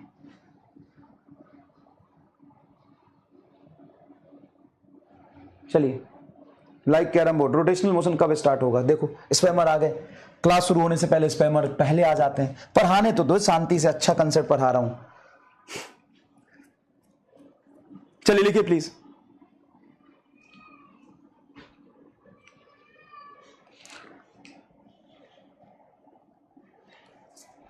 सिंपल सी बात है, जिस लाइन में कोलिजन होता है उसी में उसका इफेक्ट पड़ता है। सिंपल सी बात है, जिस लाइन में कोलिजन होता है उसी में उसका इफेक्ट पड़ता है। देखो ये जेई का पूछा हुआ सवाल है एक, देखो एक लाइन में आंसर आएगा क्या? 2 hydrogen atom as shown in a figure. 2 hydrogen atom दिया हुआ, देखो एक हाइड्रोजन एटम ये, एक हाइड्रोजन एटम है। In a figure A is at rest, A तुम्हारा रेस्ट में, and the find velocity of each atom after elastic collision. दोनों हाइड्रोजन एटम है तो क्या आइडेंटिकल मास हो गया? दोनों हाइड्रोजन एटम है तो आइडेंटिकल मास हो गया, और आइडेंटिकल मास का इलास्टिक कोलिजन तो क्या होता है सर? वेलोसिटी इंटरचेंज होता है, लेकिन किधर सर? जिधर कोलिजन होगा। अब इसका कोलिजन किधर होगा? देखो ये एंगल तुमको दे दिया, इस लाइन में कोलिजन होगा, सॉरी इस लाइन में कोलिजन होगा। देखो इस लाइन में कोलिजन होगा, सरफेस के परपेंडिकुलर देखो कोलिजन होगा, हाँ कि ना? हाँ सर, सरफेस के परपेंडिकुलर कोलिजन होगा, देखो ऐसे कोलिजन होगा, तो इस लाइन में वेलोसिटी इंटरचेंज होगी। अब 50 का कंपोनेंट अगर मैं इधर देखूं तो बोलो क्या होगा? u cos 37, u 50 and cos 37 होता है 4/5, तो कट के आ जाएगा तेरा 40। अब इस वेलोसिटी का इधर कंपोनेंट देखो तो ये होगा u sin 37, u sin 37, तो 50 ये 3/5 तो 30 हो गया। अब जब तुम देखोगे तो ये हाइड्रोजन रेस्ट में था तो ये वेलोसिटी इंटरचेंज करेंगे लाइन ऑफ कोलिजन में, तो लाइन ऑफ कोलिजन में ये रेस्ट पे था तो ये रेस्ट पे आ जाएगा, और अपनी वेलोसिटी जो 40 थी इसको दे देगा। मतलब जो तुम्हारा ए वाला हाइड्रोजन एटम है इस लाइन पे 40 मीटर पर सेकंड से चलेगा, और ये वाला जो ऑब्जेक्ट है इस लाइन पे 30 मीटर पर सेकंड से चलेगा। खत्म, खत्म हो गया भाई। 30 और 40 ये तुम्हारा बी की फाइनल वेलोसिटी और ये तुम्हारा ए की फाइनल वेलोसिटी, और दोनों के बीच में 90 डिग्री का एंगल। लाइन ऑफ कोलिजन में वेलोसिटी इंटरचेंज होगा, लाइन ऑफ कोलिजन में वेलोसिटी इंटरचेंज होगा, वेलोसिटी इंटरचेंज होगा। किधर वेलोसिटी इंटरचेंज होगा? लाइन ऑफ कोलिजन में, that's it. Line of collision में वेलोसिटी इंटरचेंज होगा। बताओ, आसान है। तो कैसे करोगे इस तरह के सवाल को? अगर ऐसा सवाल आ गया तो सिंपल ऐसा सवाल अगर आ गया तो सिंपल लाइन ऑफ कोलिजन बनाओ, लाइन ऑफ कोलिजन बनाओ, कोलिजन बनाओ, लाइन ऑफ कोलिजन बनाओ। दोनों ऑब्जेक्ट का वेलोसिटी, दोनों का वेलोसिटी, दोनों का वेलोसिटी का कंपोनेंट, दोनों का वेलोसिटी का component line of collision and line of collision के परपेंडिकुलर ले लो, line of collision and line of collision के परपेंडिकुलर लो, कोलिजन के परपेंडिकुलर ले लो और फिर सॉल्व कर लो। फिर कोलिजन का कंसेप्ट लगा लो। फिर क्या करोगे? कोलिजन का कंसेप्ट लगा लो, सिंपल है। फिर कोलिजन का कंसेप्ट लगा लो। तो आपको यहां पर जितनी थ्योरी पढ़ाई गई थी हेड ऑन कोलिजन के लिए, तो वहां पे अलग अलग नहीं पढ़ाई गई थी, दो लाइन के लिए, एक ही लाइन के लिए पढ़ाई गई थी, कोलिजन एक ही लाइन में हो रहा था। यहां पे ऑब्जेक्ट चल कहीं और रहा है, कोलिजन कहीं और हो रहा है, तो जो जिस ऑब्जेक्ट से जिस स्पीड से चल रहा है उसका दो कंपोनेंट ले लो, एक लाइन ऑफ कोलिजन में, एक लाइन ऑफ कोलिजन के परपेंडिकुलर। तो सबसे पहले क्या बनाओगे, लाइन ऑफ कोलिजन बनाओ, उसके बाद दोनों के वेलोसिटी का कंपोनेंट ले लो, और उसके बाद apply concept of collision, apply concept of collision, collision का कंसेप्ट लगा दो, अप्लाई कंसेप्ट ऑफ कोलिजन। और कोलिजन का कंसेप्ट किधर लगाओगे, लाइन ऑफ कोलिजन में, लाइन ऑफ कोलिजन में। कोलिजन का कंसेप्ट किधर लगाओगे, लाइन ऑफ कोलिजन में। बताओ समझ में आई ये चीज? अच्छा सर, इसका मतलब तो यहां वाला की कोलाइड करने से पूरी कहानी लिख दे, पढ़ना मत। बोलो बोलो, क्लियर है ये बात? चलो ये सवाल देखो, identical object, yes sir identical object, N elastic collision, हाँ सर इलास्टिक कोलिजन। अब यहां पे सवाल तेरे मन में होगा, सर अगर इन इलास्टिक होता तो? ये सवाल नीट में नहीं आता है, 2D में इन इलास्टिक कोलिजन इस तरीके से वेलोसिटी का कंपोनेंट तोड़ के, लेकिन अगर आया तो कोई बात नहीं, लाइन ऑफ कोलिजन बनाओ और दो डायरेक्शन में वेलोसिटी ले लो, और जो भी तुम्हारा ई का डेफिनेशन है वो लाइन ऑफ कोलिजन में लगा दो, वो लाइन ऑफ कोलिजन में लगा दो। चलो ये सवाल देखो, इन आइडेंटिकल ऑब्जेक्ट है एन इलास्टिक कोलिजन, दोनों आइडेंटिकल ऑब्जेक्ट है ए और बी, और ये बिफोर कोलिजन तुम्हारा फोटो दिया हुआ है, देखो दोनों आइडेंटिकल ऑब्जेक्ट है, ये भी एन इलास्टिक कोलिजन है, ठीक है। आइडेंटिकल ऑब्जेक्ट इलास्टिक कोलिजन में वेलोसिटी इंटरचेंज होता है, ठीक है सर। बी तुम्हारा चल रहा था इधर 30 मीटर पर सेकंड से, और ये एक्स एक्सिस में चल रहा है at an angle 37 degree from line of collision. Line of collision से कहां चल रहा है, 37 डिग्री पर। कोई कुछ नहीं करना, देखो जब कोलिजन हो रहा होगा तो जो बी ऑब्जेक्ट की वेलोसिटी है वो तुम्हारा 30 मीटर पर सेकंड लाइन ऑफ कोलिजन में ही है, और जो तुम्हारा ए ऑब्जेक्ट है, देखो बेटा ए ऑब्जेक्ट है, उसका वेलोसिटी एक्स में था, कितना 100 मीटर पर सेकंड। इसका कंपोनेंट लाइन ऑफ कोलिजन में कितना आएगा अगर ये एंगल 37 है तो जल्दी बताओ, तो 100 cos 37, cos 37 की वैल्यू थी 4/5, तो 80 आ जाएगा। पूछना मत कैसे आया, ऐसे गोली मार दूंगा, सिंपल है, 4/5, 5 से कैंसिल करो 20, 20 × 100 सही है। और इधर आ जाएगा तुम्हारा 100 sin 37 इज इक्वल टू 60। अब लाइन ऑफ कोलिजन बोलो क्या है ये। अब वेलोसिटी किधर चेंज होगा किधर चेंज नहीं होगा, बताओ किस वेलोसिटी किधर चेंज होगा किधर चेंज नहीं होगा, सभी लोग बताएं प्लीज। क्या ये लाइन ऑफ कोलिजन है? हाँ सर, तो लाइन ऑफ कोलिजन में क्या वेलोसिटी चेंज होगा? हाँ सर। सेम ऑब्जेक्ट का इलास्टिक कोलिजन होता तो वेलोसिटी क्या करते, इंटरचेंज। तो ए का वेलोसिटी इस लाइन में कितना था 80, और बी का वेलोसिटी कितना था 30, तो ए ले लेगा आपका 30, और इधर इसका 60 पहले से था, और जो तुम्हारा बी है वो सिर्फ इसी लाइन में चलता रहेगा, इसी लाइन में, देखो इसी लाइन में पहले चल रहा था और इसी लाइन में फोर्स लगा, इसी लाइन में चलता रहेगा। वेलोसिटी ऑफ बी 80 मीटर पर सेकंड से, खत्म। क्योंकि इधर 80 था तो 80 बी को मिल जाएगा और ए को 30 मिल जाएगा, ए को 30 मिल जाएगा, खत्म। तो इसके दो वेलोसिटी आ गए, 60 मीटर पर सेकंड और 30 मीटर पर सेकंड इस 90 डिग्री पर। तो इनका दोनों का परपेंडिकुलर कंपोनेंट लेके नेट वेलोसिटी निकालोगे, और ये सिर्फ 80 से चलेगा, खत्म। ये सिर्फ 80 से चलेगा, बोलो बोलो। और 60 और 30 90 डिग्री पर, तो उसका उस हिसाब से सम करना नहीं है, बस इतना समझ लो। ये है तुम्हारा आफ्टर कोलिजन, खत्म। ये है तुम्हारा आफ्टर कोलिजन। बताओ 80 कैसे आया? देखो वही पूछेगा 100 × 4/5, 20 × 100, 20 चौका 80, और जो 80 इसका है ए का इस लाइन ऑफ कोलिजन वो बी को दे देगा, और बी वाला ए को दे देगा। क्यों? Elastic collision of same mass, elastic collision of same mass, खत्म। Elastic collision of same mass, तो जितना वेलोसिटी ए का था वो बी को दे देगा, बी ए के दे देगा। इलास्टिक कोलिजन ऑफ सेम मास कैसे हुआ? Elastic collision of same mass, elastic collision of same mass, elastic collision of same mass, elastic collision of same मास। बहुत इजी है ये सारे कंसेप्ट, बहुत इजी है सारे कंसेप्ट। क्लियर क्लियर क्लियर, समझ में आया?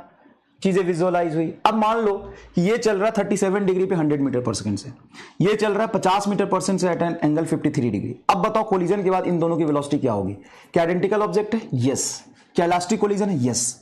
आराम से करो, कुछ नहीं करना। हमें क्या करना है कि ये ऑब्जेक्ट है ए, हाँ सर, ये ऑब्जेक्ट है बी, हाँ सर, लाइन ऑफ कोलिजन बनाओ। ये लाइन ऑफ कोलिजन होगा, देखो।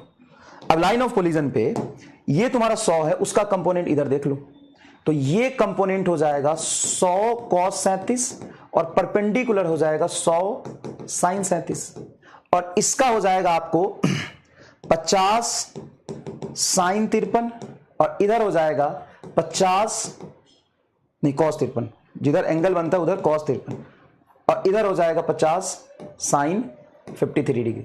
अब बताओ कौन सी वेलोसिटी इंटरचेंज हो जाएगी? सेम मास आइडेंटिकल ऑब्जेक्ट और इलास्टिक कोलिजन अगर है तो क्या होगा कि लाइन ऑफ कोलिजन में ये वाली वेलोसिटी इसको मिल जाएगी और ये वाली वेलोसिटी इसको मिल जाएगी, ये परपेंडिकुलर सेम रहेगा एज इट इज। तो ए का वेलोसिटी अगर देखोगे तो इस लाइन में साइन 37 होता 3/5 मतलब 60 रहेगा ये, और इस लाइन में कितना हो जाएगा 50 cos 53, 50 cos 53 हो जाएगा तुम्हारा, 50 cos 53 की वैल्यू होती 3/5 तो 10 30 ये 30 हो जाएगा। और जो b है वो इधर कितने से चलेगा 80 से, और b की वेलोसिटी इधर हो जाएगी तुम्हारी, ये आ जाएगी तुम्हारी 40, ये आ जाएगा 40, तो ये हो जाएगा 40 80 और ये हो जाएगा 30 60 आफ्टर कोलिजन। बहुत आसान है। मैंने क्या किया कि लाइन ऑफ कोलिजन बनाया, लाइन ऑफ कोलिजन के अलोंग वेलोसिटी चेंज हो जाएगा, कॉस विल इंटर, कितना अच्छा बात बोला है सर, कॉस वाला इंटरचेंज कर दो, हाँ कॉस वाला इंटरचेंज कर दो, ये वाला कॉस वाला ए का कॉस वाला बी को दे दो, बी का कॉस वाला ए को दे दो, और परपेंडिकुलर दोनों की वेलोसिटी सेम रहेगी। अब देखो परपेंडिकुलर, देखो वेलोसिटी मोमेंटम कंजर्वेशन का कंसेप्ट समझ में आया? बोलो मजा आया? अब मान लो यहां पे मास अलग होता तो क्या करते? तो फिर पूरा फॉर्मूला लगाते लाइन ऑफ कोलिजन में। बस इतना आसान है ये चीज, इतना आसान है ये चीज, बोलो इतना आसान है ये चीज, बोलो टफ है क्या? जल्दी बताओ, टफ है क्या? टफ है क्या? लाइन ऑफ अब मान लो कि यहां पे सेम मास नहीं होता तो मी का डेफिनेशन लगाते, कोई दिक्कत नहीं है।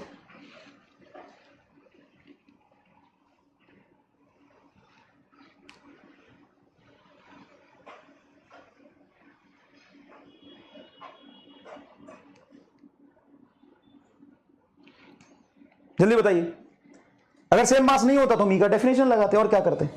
हम क्या करते? ई का डेफिनेशन लगाते। क्लियर?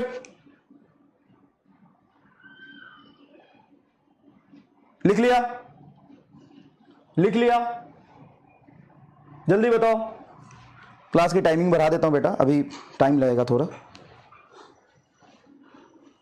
क्लास की टाइमिंग में बढ़ा देता हूं।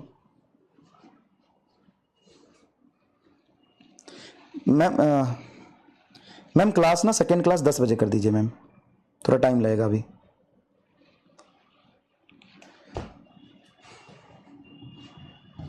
चलिए क्लियर है? चलिए अब ध्यान से देखिएगा, यह सवाल है oblique elastic collision between same mass in which one object is at rest then angle between final velocity vector is 90 degree. ये तुमको समझाया है, यही पूरा ड्राइव किया है। एक्चुअल में डेरिवेशन करते हैं लेकिन हमें जरूरत इतनी नहीं पड़ी, ठीक है, डेरिवेशन करते हैं लेकिन जरूरत हमें नहीं पड़ी। चलो 2D ऑब्लिक कोलिजन, सबसे पहले हम इलास्टिक कोलिजन की बात करते हैं। सर अभी तो कर लिया, हाँ अभी कर लिया ना, लेकिन यहां पे मासेस हमने क्या रखे थे? सेम। अब मास डिफरेंट भी तो करेंगे। तो देखो ये मान लो कि m1 मास का एक ऑब्जेक्ट है और u1 से चल रहा है, ये m2 मास का एक ऑब्जेक्ट है u2 से चल रहा है। अब होता क्या है बेटा, सिंपल कंसेप्ट वाले सवाल भी बनते हैं लाइन ऑफ कोलिजन बिना बनाए। अगर मुझे फाइनल वेलोसिटी दे दे तो मोमेंटम कंजर्वेशन से भी तो सवाल बनते हैं कि सिंपल एक्स और वाई में गया, टेढ़ा नहीं है, एक्स और वाई में ऐसे चल रहा है, ठीक है। तो देखिए मान लीजिए m1 मास का ऑब्जेक्ट u1 से चल रहा है, m2 मास का ऑब्जेक्ट u2 से चल रहा है, ये यहां पे दोनों का कोलिजन हुआ m1 m2, और जो m1 मास का ऑब्जेक्ट है वो इधर गया v1 वेलोसिटी से, और m2 मास का ऑब्जेक्ट है वो इधर गया v2 वेलोसिटी से। हमें फाइनल वेलोसिटी दोनों का v1 और v2 ऑब्लिक कोलिजन होने की वजह से ऊपर और नीचे मिल रहा है, ऊपर और नीचे मिल रहा है। तो सबसे पहली बात, अगर ये इनइलास्टिक कोलिजन भी होता, ई की वैल्यू कुछ दिया भी होता, क्या initial momentum and final momentum conserve होगा? सबसे पहली बात, चाहे इलास्टिक हो या इनइलास्टिक हो या परफेक्टली इलास्टिक हो, 1D collision, 2D collision, 5D collision हो, क्या यहां पे एक्स एक्सिस में मोमेंटम या टोटल सिस्टम का मोमेंटम कंजर्व होगा? मैं यहां पे मोमेंटम किसका लिख रहा हूं? सिस्टम का, बराबर सिस्टम का मोमेंटम लिख रहा हूं, सिस्टम का along x axis only, along x axis only. तो क्या सिस्टम की मोमेंटम x में कंजर्व होगी कि नहीं होगी? सर होगी। यहां पे m1 मास का ऑब्जेक्ट कितने से चल रहा है सर, u1 से चल रहा है, प्लस m2 मास का ऑब्जेक्ट कितने से चल रहा है, u2 से चल रहा है। क्या दोनों ही x में चल रहे थे? हाँ, हम x एक्सिस में सिर्फ लिख रहे हैं सिस्टम की मोमेंटम। अब सिस्टम की फाइनल मोमेंटम x में बोलो सर, ये हो जाएगा आपका m1 v1 cos alpha plus m2 v2 cos alpha beta cos beta. क्या मैं ये इक्वेशन बना सकता हूं? Momentum conservation in x axis. बताओ, m1 मास का ऑब्जेक्ट अगर v1 पे जा रहा तो इसका वेलोसिटी इधर क्या होगा, v1 cos अल्फा, इसका वेलोसिटी इधर क्या होगा, v2 cos बीटा। क्या ये momentum m1 v1 cos alpha m2 v2 cos beta हो जाएगा? x एक्सिस में मोमेंटम कंजर्व किया। अगर मैं y में मोमेंटम कंजर्व करूं तो, अगर मैं y में मोमेंटम कंजर्व करूं तो मोमेंटम इनिशियल बराबर मोमेंटम फाइनल ऑफ सिस्टम। मैं सिस्टम की बात कर रहा हूं, ऑब्जेक्ट की मोमेंटम कंजर्व नहीं करते बेटा इन y एक्सिस। कहां? y axis. अब y एक्सिस में इसका मोमेंटम बोलो सर, ये तो x में चल रहा था, हाँ 0। सर ये भी x में चल रहा था, हाँ 0। सर ये y में चल रहा है, हाँ चल रहा है। कितने से sir? m1 v1 cos alpha plus sorry sine alpha, m1 v1 sine alpha, क्योंकि इस वेलोसिटी का दो कंपोनेंट होगा, ये v1 साइन अल्फा आ गया, plus m2 v2 sine beta. Sir minus क्यों नहीं लिया? अरे भाई हम ऐसे ही लिख लेते, वो अपने आप उधर ले जाएंगे तो इक्वल एंड अपोजिट में माइनस तो आ ही जाएगा। तो ये आ जाएगा आपका m1 v1 साइन अल्फा बराबर m2 v2 sine beta with negative sine. उस तरफ ले जाओगे तो निगेटिव आ जाएगा। क्या y का मोमेंटम कंजर्वेशन आपको समझ में आया? y का मोमेंटम कंजर्वेशन समझ में आया? हाँ। तो जब भी 2D कोलिजन होगा, जब भी 2D कोलिजन होगा तो आपको x और y में मोमेंटम कंजर्व करना आना चाहिए। सिस्टम की मोमेंटम y में पहले 0 क्यों लिखी? क्योंकि ये भी x में चल रहा, ये भी x में चल रहा, तो सिस्टम की मोमेंटम y में क्या हो जाएगी, 0। अब अगर मैं काइनेटिक एनर्जी कंजर्व करूं before collision and after collision, तो क्या काइनेटिक एनर्जी भी कंजर्व है? अगर मैं काइनेटिक एनर्जी कंजर्व करूं before collision and after collision, तो क्या काइनेटिक एनर्जी कंजर्व है? बताइए, क्या काइनेटिक एनर्जी कंजर्व है? जल्दी बताइए, क्या काइनेटिक एनर्जी कंजर्व है? हाँ सर कंजर्व है। क्यों कंजर्व है kinetic energy? Sir elastic collision लिखा इसलिए। और जब मैं काइनेटिक एनर्जी कंजर्व करूंगा तो मैं लिखूंगा सिंपल हाफ m1 u1 का square plus half m2 u2 का स्क्वायर, सिस्टम की काइनेटिक एनर्जी बराबर हाफ m1 v1 का square plus half m2 v2 का स्क्वायर। काइनेटिक एनर्जी लिखने के लिए एंगल से मतलब नहीं होता। अगर स्पीड हमें पता है, v1 v2 स्पीड अगर हमें पता है या हम निकाल लेते हैं, तो काइनेटिक एनर्जी कंजर्वेशन के लिए सिंपल हम डायरेक्शन लेस स्पीड लेते हैं। हम स्पीड में डायरेक्शन नहीं आता है, सिंपल काइनेटिक एनर्जी कंजर्वेशन का इक्वेशन ऐसा लिखेंगे। सर लिख पाएंगे? हाँ सर लिख पाएंगे, इजी है। अब आप सभी से मेरा एक सवाल है, ध्यान सुनिएगा। मान लो कि मैं बता दूं एक ऑब्जेक्ट है u1 2 से चल रहा है, एक ऑब्जेक्ट है ये 4 से चल रहा है, मैं बता दूं, और मैं बता दूं इस ऑब्जेक्ट की वेलोसिटी इतनी हो गई है, तो दूसरे की स्पीड बताओ क्या होगी। मोमेंटम कंजर्वेशन से सॉल्व करना इजी होगा कि काइनेटिक एनर्जी कंजर्वेशन से? क्योंकि मोमेंटम कंजर्वेशन करोगे तो एक से तो सॉल्व हो नहीं पाएगा, क्योंकि यहां पे एंगल भी आ जाएगा। देखो मैं तुम्हें क्या कह रहा हूं, मैं एक सवाल देता हूं, 4 केजी का ऑब्जेक्ट है, ये 1 मीटर पर सेकंड से चल रहा है, और एक केजी का ऑब्जेक्ट है, ये रेस्ट में था। आफ्टर कोलिजन 4 केजी वाला ऑब्जेक्ट 2 मीटर पर सेकंड से इधर गया है। ये वेलोसिटी ले लो तुम, 2 मीटर पर सेकंड ले लो इनिशियल, ये ले लो 1 मीटर पर सेकंड। सवाल की फिजिबिलिटी भी देखनी पड़ेगी। ये एंगल 30 डिग्री पे गया ऊपर, या किसी थीटा पे गया, हमें नहीं पता, ये थीटा पे गया। और दूसरा जो 1 केजी वाला ऑब्जेक्ट है वो कहीं बीटा पे गया है, तो इसकी स्पीड क्या होगी? अगर मैं ऐसा सवाल आपको दे दूं, है ना, और बोलूं कि कोलिजन इलास्टिक है, इलास्टिक कोलिजन, तो V2 की वैल्यू बताओ, फाइंड V2। अब सवाल असली में कैसा नीट में आता है और कैसे आपको करना समझना। मैं सवाल क्या देख रहा हूं, देखिएगा ध्यान से। 4 केजी का ऑब्जेक्ट है, 2 मीटर पर सेकंड से जा रहा है, ये है बिफोर कोलिजन का डायग्राम। और ये 1 केजी का ऑब्जेक्ट है रेस्ट में, 1 केजी का ऑब्जेक्ट है, साफ साफ दिख रहा है आपको रेस्ट में। 4 केजी का ऑब्जेक्ट का स्पीड 1 मीटर पर सेकंड है थीटा एंगल पे, तो 1 केजी का स्पीड कितना होगा ये बताओ आफ्टर कोलिजन। अब बताओ, यहां पे अगर तुम मोमेंटम कंजर्वेशन करोगे तो फंस जाओगे, क्योंकि मोमेंटम कंजर्वेशन करने के लिए x में मोमेंटम कंजर्व करेंगे, फिर y में करेंगे। नहीं भी करोगे तो मोमेंटम लिखने के लिए x और y कंपोनेंट लोगे। हाँ सर x y कंपोनेंट लेंगे, यहां पे कोई कंपोनेंट लेने की जरूरत नहीं पड़ेगी। इलास्टिक कोलिजन अगर लिखा है तो काइनेटिक एनर्जी तो कंजर्व होगा before collision and after collision, conserve होगा, ये तो पक्की बात है। मोमेंटम कंजर्वेशन में डायरेक्शन वायरेक्शन का लोचा बहुत आ जाएगा। तो यहां पे लिखोगे तुम हाफ मास 4 इंटू 2 का whole square plus half m into 0 rest में, हाफ 4 इंटू 1 का whole square plus half 1 into V square. लिखोगे क्या? हाँ सर लिखेंगे। देखो ये 2 से 4 को काटोगे 2 का होल स्क्वायर 4, तो 2 गुना 4 प्लस 0, हटा दो, इसको लिखने की जरूरत नहीं है। ये काटोगे 2 हो जाएगा 2 इंटू 1 का whole square 1 plus V square by 2, कोई दिक्कत नहीं। 4 दूना 8, ये 2 इधर आ जाएगा, 8 माइनस 2 बराबर वी स्क्वायर बाई 2, क्या होगा 6 is equal to V square by 2, मतलब v बराबर √12 मीटर पर सेकेंड। तो क्या ये काइनेटिक एनर्जी कंजर्वेशन हमारा मतलब एक जोरदार चीज निकल के आया है यहां से। √12 इज करेक्ट आंसर। भाई सैल्यूट है तुम्हें, जोरदार। अब अगर मोमेंटम कंजर्वेशन करोगे तो फंस जाओगे कि नहीं, जल्दी बताओ सभी लोग।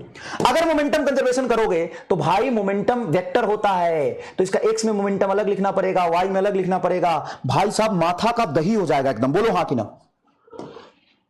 बोलो हाँ कि ना, माथा का दही हो जाएगा कि नहीं, बोलो हाँ कि ना। कमान सभी लोग, कमान सभी लोग, क्या आपको फील आया? फील आया? फील आया? अब साला मोमेंटम कंजर्वेशन अगर हम लगाने गए तो हमारा तो डैश निकल जाएगा एकदम। बोलो हाँ कि ना। यस, तो यहां पे मैंने तुम्हें सिखाया 2D oblique elastic collision. Momentum conservation करना पड़ेगा।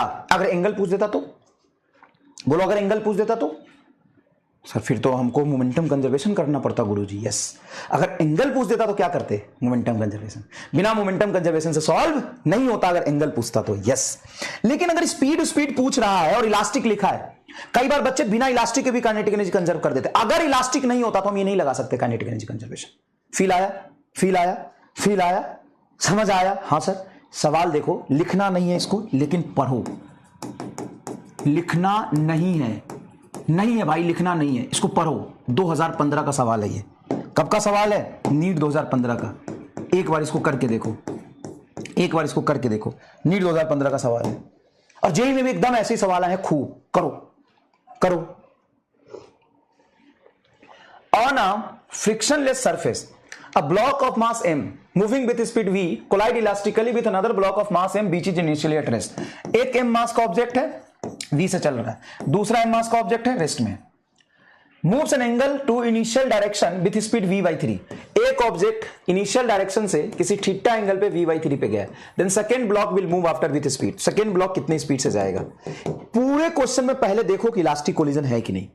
अगर इलास्टिक कोलिजन नहीं है तो आप नहीं लगा सकते। पढ़िए, on a frictionless surface block of mass m moving its collide। आओ मिल गलाओ मिल गलाओ मिल गलाओ मिल गलाओ मिल गलाओ मिल गलाओ मिल गलाओ मिल गलाओ मिल गलाओ मिल गलाओ मिल गलाओ elastic. another block of mass m initially at rest after collision the block will move at an angle dash angle। I don't care what is angle, I dash care। half mv square plus 0 बराबर half M V by 3 का square plus half M V dash का square. खत्म। यहां से v dash एक ही line में निकल जाएगा। क्यों? क्योंकि m/2 से m/2 कैंसिल। ये v स्क्वायर बाई 9 को इधर ले आओ। v square by 9 is equal to v dash का स्क्वायर। अब 9 में से गया 8/3, तो v डैश आ रहा है तुम्हारा √8 v स्क्वायर बाई 9, तो 2√2। ये आंसर आ गया। बोलो पूरा पैसा वसूल है कि नहीं? सवाल मिल गलाऊ मिल गलाऊ मिल गलाऊ इलास्टिक कोलिजन मिल गलाऊ। बता, अगर यहां पे इलास्टिक नहीं लिखा होता फिर तो दिक्कत हो जाती, फिर तो दिक्कत हो जाती। क्लियर है क्या? अब मान लो ऐसा सवाल मैं तुमको एक देता हूं कि बिफोर कोलिजन, देखिएगा सवाल पहले समझिएगा। एक 2 kg का ऑब्जेक्ट है, यू से चल रहा है, एक 4 kg का ऑब्जेक्ट है रेस्ट में। आफ्टर कोलिजन 2 kg का ऑब्जेक्ट ऊपर चला गया यू से, तो 4 kg का ऑब्जेक्ट कितने स्पीड से जाएगा? After collision first object move perpendicular to initial direction. मतलब ये यू से चल रहा था एक्स में, कोलिजन के बाद ये चला गया। गिवन है, ये गिवन है कि इनिशियल डायरेक्शन से परपेंडिकुलर चला गया है, क्वेश्चन में गिवन है।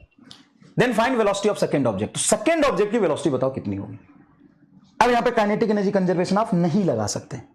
क्यों? कहीं नहीं लिखा कि एनर्जी इलास्टिक कोलिजन है। तो क्या करोगे? जब आपको ऐसा ना लिखा हो तो आप यहां पे मोमेंटम कंजर्व करेंगे। एक्स एक्सिस में सबसे पहले हम y में करते हैं मोमेंटम कंजर्व सिस्टम का, y में मोमेंटम कंजर्व करते हैं। बोलो इसका मोमेंटम y में 0, इसका मोमेंटम y में 0, इसका मोमेंटम y में सर 2 इंटू यू आ गया यार, प्लस इसका मोमेंटम y में। तो मान लो बेटा तुम्हें तो पता है कि ये टेढ़ा ही जाएगा। क्यों जाएगा टेढ़ा? क्योंकि सिस्टम की मोमेंटम x में थी पहले, तो कुछ ना कुछ मोमेंटम x में रहना चाहिए। देखो ना सिस्टम की मोमेंटम x में थी ना, पहले ये x में चल रहा था, ये रेस्ट में था। तो अगर ये पूरा ऊपर चला गया तो ये तो x में नहीं दिया, तो ये टेढ़ा तो जाएगा। इसकी एक कंपोनेंट vx मान लेते हैं, एक कंपोनेंट vy मान लेते हैं। मान लो ना इसको भाई, अगर ये टेढ़ा जा रहा है तो इसका दो कंपोनेंट होगा कि नहीं, vx और vy? हाँ सर होगा। अब मोमेंटम सिर्फ y में लिख रहा हूं, तो क्या 4 इंटू वी वाई लिखोगे इसका momentum? Mass 4 into V Y. अब यहां से इसको उधर ले आओ तो -2u बराबर 4 इंटू वी वाई।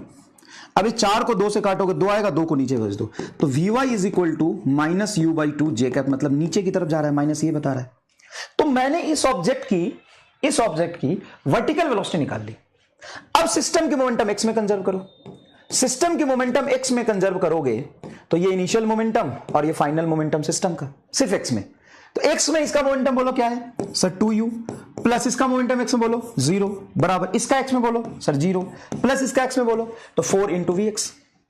भाई इस वेलोसिटी का दो कंपोनेंट मान लिया मैंने, तो ये हो गया 2u बराबर 4 इंटू वी एक्स, ये कटेगा 2 को नीचे ले जाओ, तो वी एक्स आ गया तेरा u/2 आई कैप, प्लस में आया है। तो नेट वेलोसिटी वेक्टर तुमने इसका x कंपोनेंट y कंपोनेंट दोनों निकाल लिया, V X I cap plus V Y J cap. किसी भी वेलोसिटी का अगर तुम्हें टेढ़ा मिल रहा है वेलोसिटी तो उसका दो कंपोनेंट होगा x और y। तो नेट वेलोसिटी जो तुम्हारा आएगा फाइनल वो आएगा u/2 I cap plus u/2 J cap, that's it. u/2 I cap and u/2 J cap. बोलो u/2 I cap and u/2 J cap. बोलो समझ में आया? अब यहां पे हमने मोमेंटम कंजर्वेशन से क्यों नहीं किया, काइनेटिक एनर्जी कंजर्वेशन से क्यों नहीं किया? क्योंकि कहीं नहीं लिखा बेटा इलास्टिक है। एंड डायरेक्शन ऑफ वेलोसिटी भी आप निकाल सकते हैं, वेलोसिटी ऑफ 4 kg की डायरेक्शन भी निकाल सकते हैं। कैसे? देखो x में इसकी वेलोसिटी u/2 है, y में u/2 है, तो ऑब्वियस सी बात है 45 डिग्री पे गया होगा,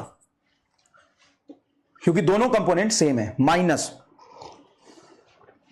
भाई साहब गजब चोमू है, ले माइनस ले, इलास्टिक नहीं बोला था इसीलिए। क्या इस तरह के सवाल बहुत आसान होते हैं? क्या इस तरह के सवाल बहुत आसान होते हैं? कर लोगे इस तरह के सवाल?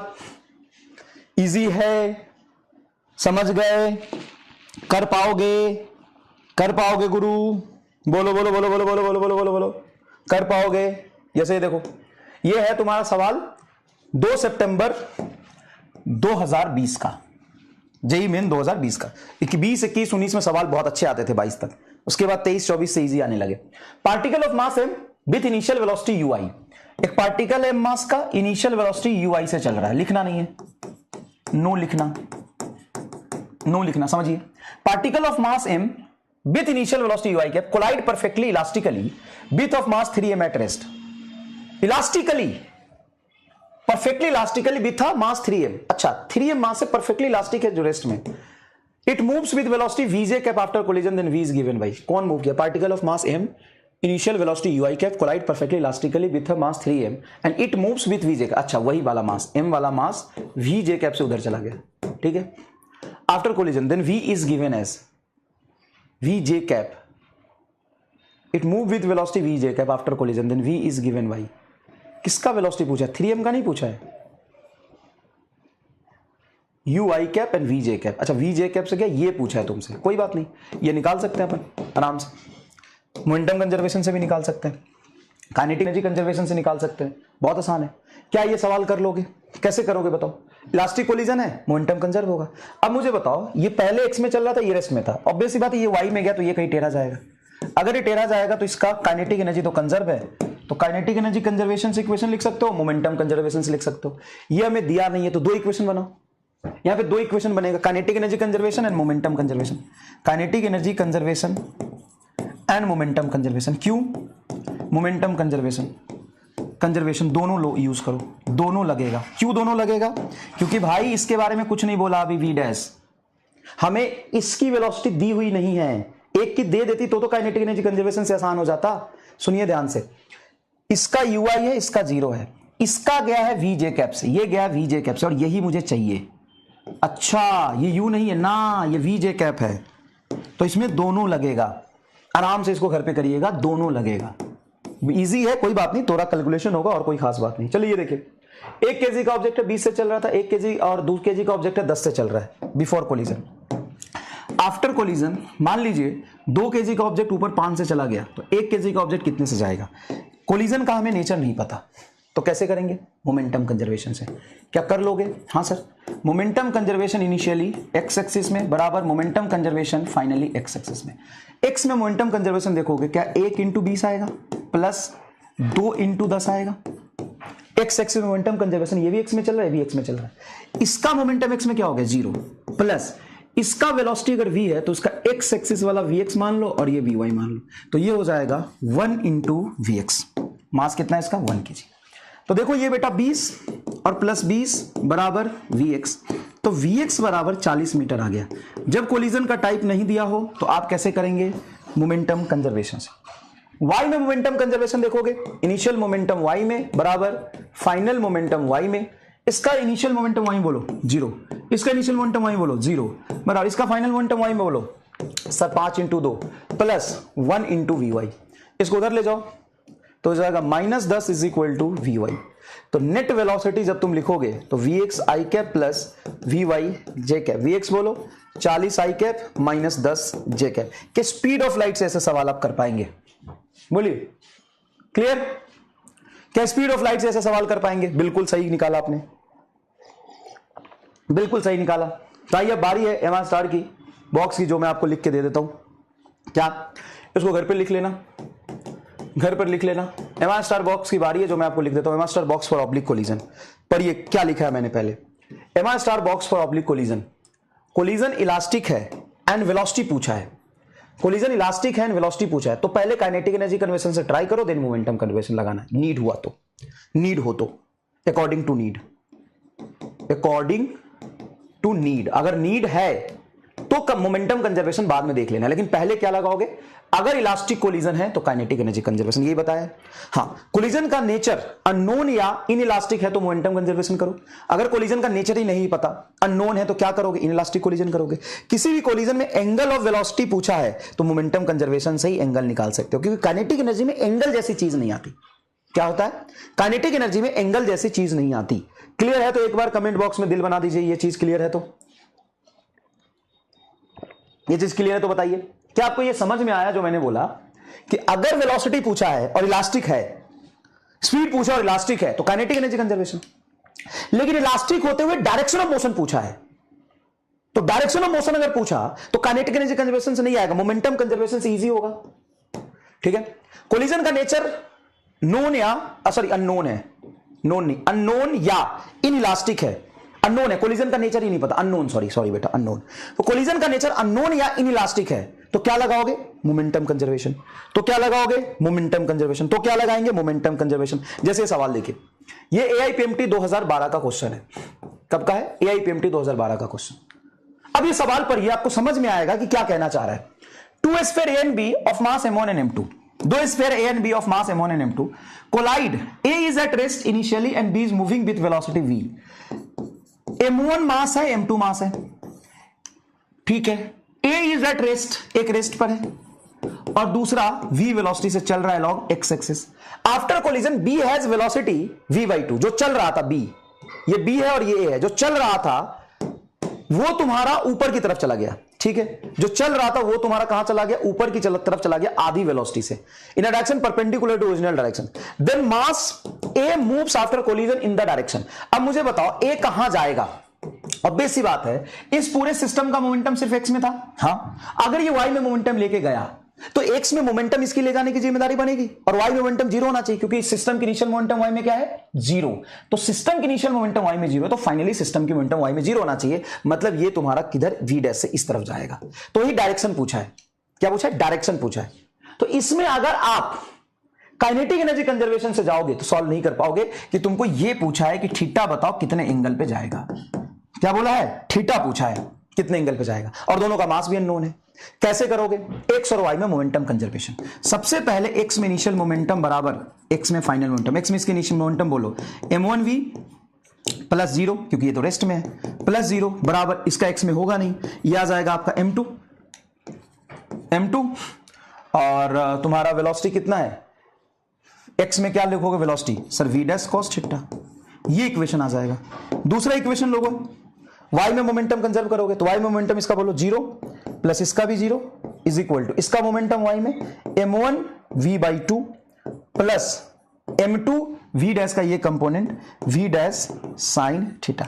इसको इस तरफ ले आओ, इसको इस तरफ ले आओ, तो इसको इस तरफ लाओगे तो ये हो जाएगा m1v/2 बराबर निगेटिव साइन के साथ m2 v dash sine theta, ये दूसरा इक्वेशन। दूसरे इक्वेशन को 1 से डिवाइड कर दो, जस्ट दूसरे इक्वेशन को 1 से डिवाइड कर दो, इक्वेशन 2 को 1 से डिवाइड कर दो। इक्वेशन 2 बोलो क्या है, ये देखो equation 2 m2 v dash sine theta is equal to minus m1 v/2 divided by ये देखो क्या है m2 v dash cos theta, m2 v dash cos theta is equal to क्या है m1v, इज इक्वल टू क्या है m1v।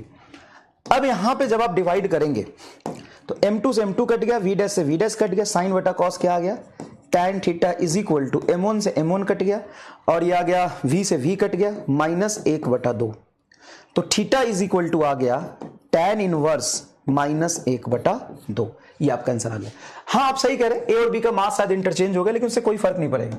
इसके मास की वेलोसिटी मैंने ऊपर ली, इसको रेस्ट में रखा, वही है, इंटरचेंज भी कर दोगे तो कोई खास फर्क नहीं पड़ेगा। Sphere A and B of mass m1 and m2, question में चेंज कर देता हूं मैं, इससे क्या फर्क पड़ा भाई, लो मैं ए को ले लेता हूं m2 और इसको ले लेता हूं m1। अब ठीक है, अब बताओ कहां दिक्कत है, अब बताओ कहां दिक्कत है। रॉन्ग बेटा, m1 m2 लिखने से कोई फर्क नहीं पड़ा। कंसेप्ट सीखो ना भाई मेरे, कंसेप्ट सीखो ना कि कैसे करेंगे, तो अभी मैंने सिखाया।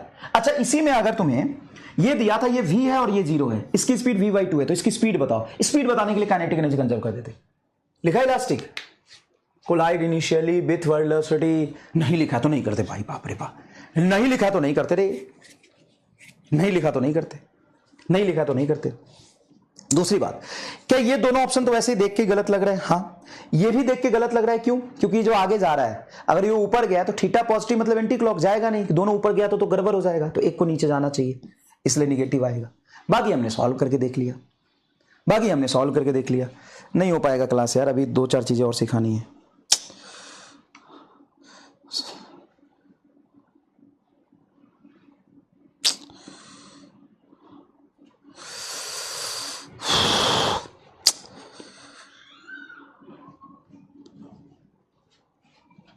चलिए बताइए, क्लियर है क्या,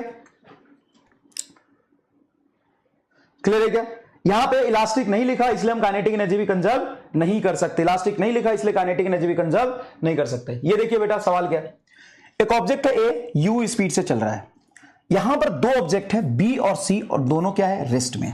सवाल समझिएगा अच्छे से, जल्दीबाजी नहीं करते हैं, अच्छे समझ लेते हैं, अच्छे समझ लेते हैं चीजों को, वो हम आगे कर दिया क्लास, चिंता मत करो। ये देखो एक ऑब्जेक्ट है बेटा, प्लीज मैं बहुत कोशिश कर रहा हूं आपको बहुत अच्छे से सारी चीजें पढ़ाने का और सब कुछ स्मूथ चलाने का, कोई जल्दीबाजी में नहीं कर रहा, एक एक चीज भी आपको नहीं छोड़ रहा, प्लीज कोऑपरेट करिए, आराम से पढ़िए, ठीक है। चलिए देखिए, ये एक ऑब्जेक्ट है ए जो यू स्पीड से चल रहा है, ठीक है, चलने दो चलने दो।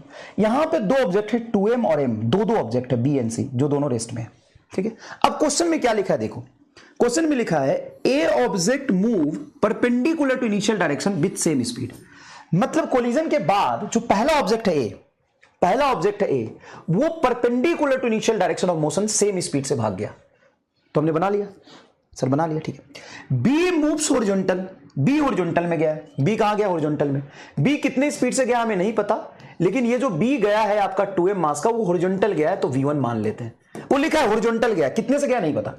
एंड सी परपेंडिकुलर, सी भी परपेंडिकुलर गया। अब बताओ सी परपेंडिकुलर गया होगा m मास का ऑब्जेक्ट जो सी है तुम्हारा, वो कहां गया होगा, आगे की नीचे, सॉरी परपेंडिकुलर बोला तो नीचे की ऊपर। तो देखो सिस्टम की मोमेंटम सिर्फ एक्स में थी, ये तो 0 था, तो ऑब्वियस सी बात है एक ऊपर गया तो दूसरे को नीचे आना ही पड़ेगा, नहीं तो गड़बड़ हो जाएगा, मोमेंटम वाई में आ जाएगा। क्या ये दिमाग से कर लोगे, हाँ। Then find velocity of B and C, तो बी एंड सी की वेलोसिटी बताओ। अब दिखने में 3-3 मास का कोलिजन है ये, लेकिन आंसर देखोगे एक लाइन में आएगा। अगर तुम ढंग से देखोगे, आंसर देखोगे, एक लाइन में आएगा। देखो सवाल, देखो सवाल, नीचे, यस, क्यों नीचे, क्यों नीचे? क्योंकि सिस्टम का मोमेंटम वाई में था ही नहीं, एक्स में, और 0 वाई में था ही नहीं। अगर फाइनल मोमेंटम कुछ वाई में आया तो नहीं आना चाहिए था, क्योंकि मोमेंटम कंजर्व करने के लिए, इसलिए नीचे जाएगा। यस, जोरदार, भाई मजा आ गया एकदम। अब जब तुम इसका सॉल्यूशन करोगे, बताओ, एक्स में मोमेंटम इनिशियल बराबर एक्स में मोमेंटम फाइनल। एक्स में मोमेंटम बोलो sir, m into you plus zero, क्योंकि ये दोनों रेस्ट में। फाइनल मोमेंटम एक्स में इसका 0 और इसका मोमेंटम एक्स में होगा 2m इंटू वी1 प्लस ये एक्स में गया नहीं 0। अब यहां से सीधा देखना, m से m कटेगा तो ये आ गया तुम्हारा u/2 is equal to v1। लो भैया, ऑब्जेक्ट b की स्पीड आ गई, ऑब्जेक्ट b की स्पीड आ गई, खत्म हो गया। ये v1 निकाल लिया हमने, तीन ऑब्जेक्ट का कोलिजन, देखिए आ गया u/2 और मोमेंटम y में कंजर्व करिए, इनिशियल बराबर मोमेंटम y में फाइनल। बोलिए इसका मोमेंटम y में 0, इसका बोलिए 0, इसका बोलिए 0, सब 0, सब 0। इसका बोलिए y में, सर मास कितना था, m था इसका मास, तो m इंटू यू प्लस इसका y में बोलो 0, इसका y में बोलो sir mass m and velocity v2। Sir minus क्यों नहीं लिया? अबे माइनस तो अपने आप आ जाएगा, वो तो बुद्धि से हमने देखा था। ये उधर ले गया, माइनस mu बराबर m इंटू v2, ये कट गया तो v2 बराबर आ गया माइनस u। लो भैया, c की भी वेलोसिटी आ गई। बोलो गर्दा उड़ा दोगे कि नहीं ऐसे ऑब्जेक्ट का? बताओ, ऐसे सवाल का गर्दा उड़ा दोगे कि नहीं? बताओ। इसको लिख लेना घर पर, लिखना है घर पे, लिख लेना इसको, छोटा सा सवाल है बस, कोई दिक्कत नहीं है। बोलो ऐसे सवाल कर पाओगे कि नहीं कर पाओगे? जल्दी कर पाओगे, कर पाओगे? आसान है, इजी है, एकदम इजी है ये सवाल। देखो, a ball moving with speed 9 metre per second, JEE Main का सवाल है, जेईई मेंस का सवाल है, जेईई मेंस का सवाल है। क्या है? A ball moving with speed 9 metre per second, ठीक है, बॉल ए है मान लो, moving with speed 9 metre per second, collide with another identical ball at rest. दूसरा बॉल है रेस्ट में, identical ball at rest. The direction of each ball makes an angle 30 degree with original direction, then ratio of velocity of the ball after collision is X and Y. ठीक है, a ball with speed 9 metre per second से चल रहा है, ठीक है, collide with another ball at rest, ये rest में रहे। After the collision the direction of each ball makes an angle 30 degree with the original direction. मतलब कोलिजन के बाद ये इधर गया 30 डिग्री से और ये भी इधर गया 30 डिग्री से, 30 डिग्री से गया दोनों, एक्स एक्सिस से ओरिजिनल डायरेक्शन ऑफ मोशन से दोनों 30 डिग्री पर गया है। Okay, ball, a ball with speed 9 metre collide with another identical ball. Identical ball मतलब मास दोनों का सेम है, मास सेम है। After the collision the direction of each ball makes an angle 30 degree with original direction, then ratio of velocity of the ball after collision is x and y. Ratio of the velocity of the ball after collision is x into y. x is, तो x into y ratio दिया है, तो x की value पूछी। अब सुनो ध्यान से, सुनो ध्यान से, क्या ये m 9 मीटर पर सेकेंड चल रहा था? हाँ, ये रेस्ट पे था। हाँ, जब कोलिजन हुआ तो जिधर पहले चल रहे थे उसी लाइन से ये 30 डिग्री ऊपर और ये 30 डिग्री नीचे गया है। बोलो हाँ कि ना? हाँ। अब अगर मैं y में मोमेंटम कंजर्व करूं, y में इनिशियल मोमेंटम बराबर y में फाइनल मोमेंटम, बोलो y में मोमेंटम 0, इसका बोलो 0 बराबर इसका वेलोसिटी मान लो मैं मानता हूं v1 और ये वेलोसिटी मानता हूं v2। अब इसका मोमेंटम y में क्या होगा sir? m v1 sine 30 degree, X से एंगल 30 है तो ऊपर sine 30 degree, plus m v2 sine 30 degree. बोलो हाँ कि ना? हाँ सर सही है। इसको इधर लाओ तो m v1 sine 30 with negative sign is equal to m v2 sine 30। हाँ मुझे पता है क्या तुम सोच रहे हो, साइन 30 से साइन 30 कट गया, m से m कट गया, तो v2 बराबर माइनस ऑफ v1 आ गया। मतलब दोनों की स्पीड क्या होगी? सेम होगी। मैग्नीट्यूड अगर मैं देखूं तो v2 बराबर माइनस v1 कहने का मतलब है कि जितने वेलोसिटी से y में ऊपर गया उतने वेलोसिटी से y में दोनों की स्पीड सेम होगी, मैग्नीट्यूड क्या होगी? सेम होगी। इसको इस तरफ ले आओ, क्योंकि एक ऊपर गया एक नीचे गया, तो मुझे पता तो चल गया ना, एक ऊपर गया एक नीचे गया, तो v1 बराबर v2 मैग्नीट्यूड सेम होगा, मैग्नीट्यूड v1 और v2 का सेम होगा। क्यों? तुम्हें डायरेक्ट पता चल रहा होगा। क्यों पता चल रहा होगा? सर सिस्टम की मोमेंटम y में थी नहीं, तो फाइनली सिस्टम की मोमेंटम y में 0 होनी चाहिए। जब एंगल भी सेम है तो ऑब्वियस सी बात, ये स्पीड का कंपोनेंट ऊपर और नीचे सेम आना चाहिए, मास भी सेम है, तो ये तुम पहले ही चेक कर चुके होगे।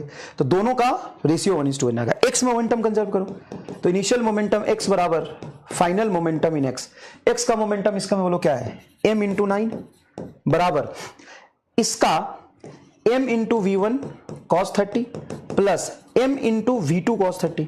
अब V1 V2 सेम है, m कैंसल, तो 9 बराबर 2V1 cos 30, तो हो जाएगा 9 बराबर 2V1 cos 30 वो √3/2, 2 से 2 कट गया, V1 इज इक्वल टू 9/√3 और V1 V2 की वैल्यू बराबर है 9/√3। बोलो 3√3 आंसर आ जाएगा, बिल्कुल सही है, 3√3 आंसर आ जाएगा, 3√3। अब इसी में बोलेगा सर जल्दी कर दिया आपने, जल्दी जल्दी पढ़ा दिया। अबे जल्दी नहीं पढ़ा दिया, तू गधा है। 9 को लिख सकते हैं 3 गुना 3 और बटा √3, √3 से 3 काटोगे √3 आ जाएगा, तो 3√3 आंसर आ जाएगा। क्लियर है, 3√3 आंसर आ जाएगा।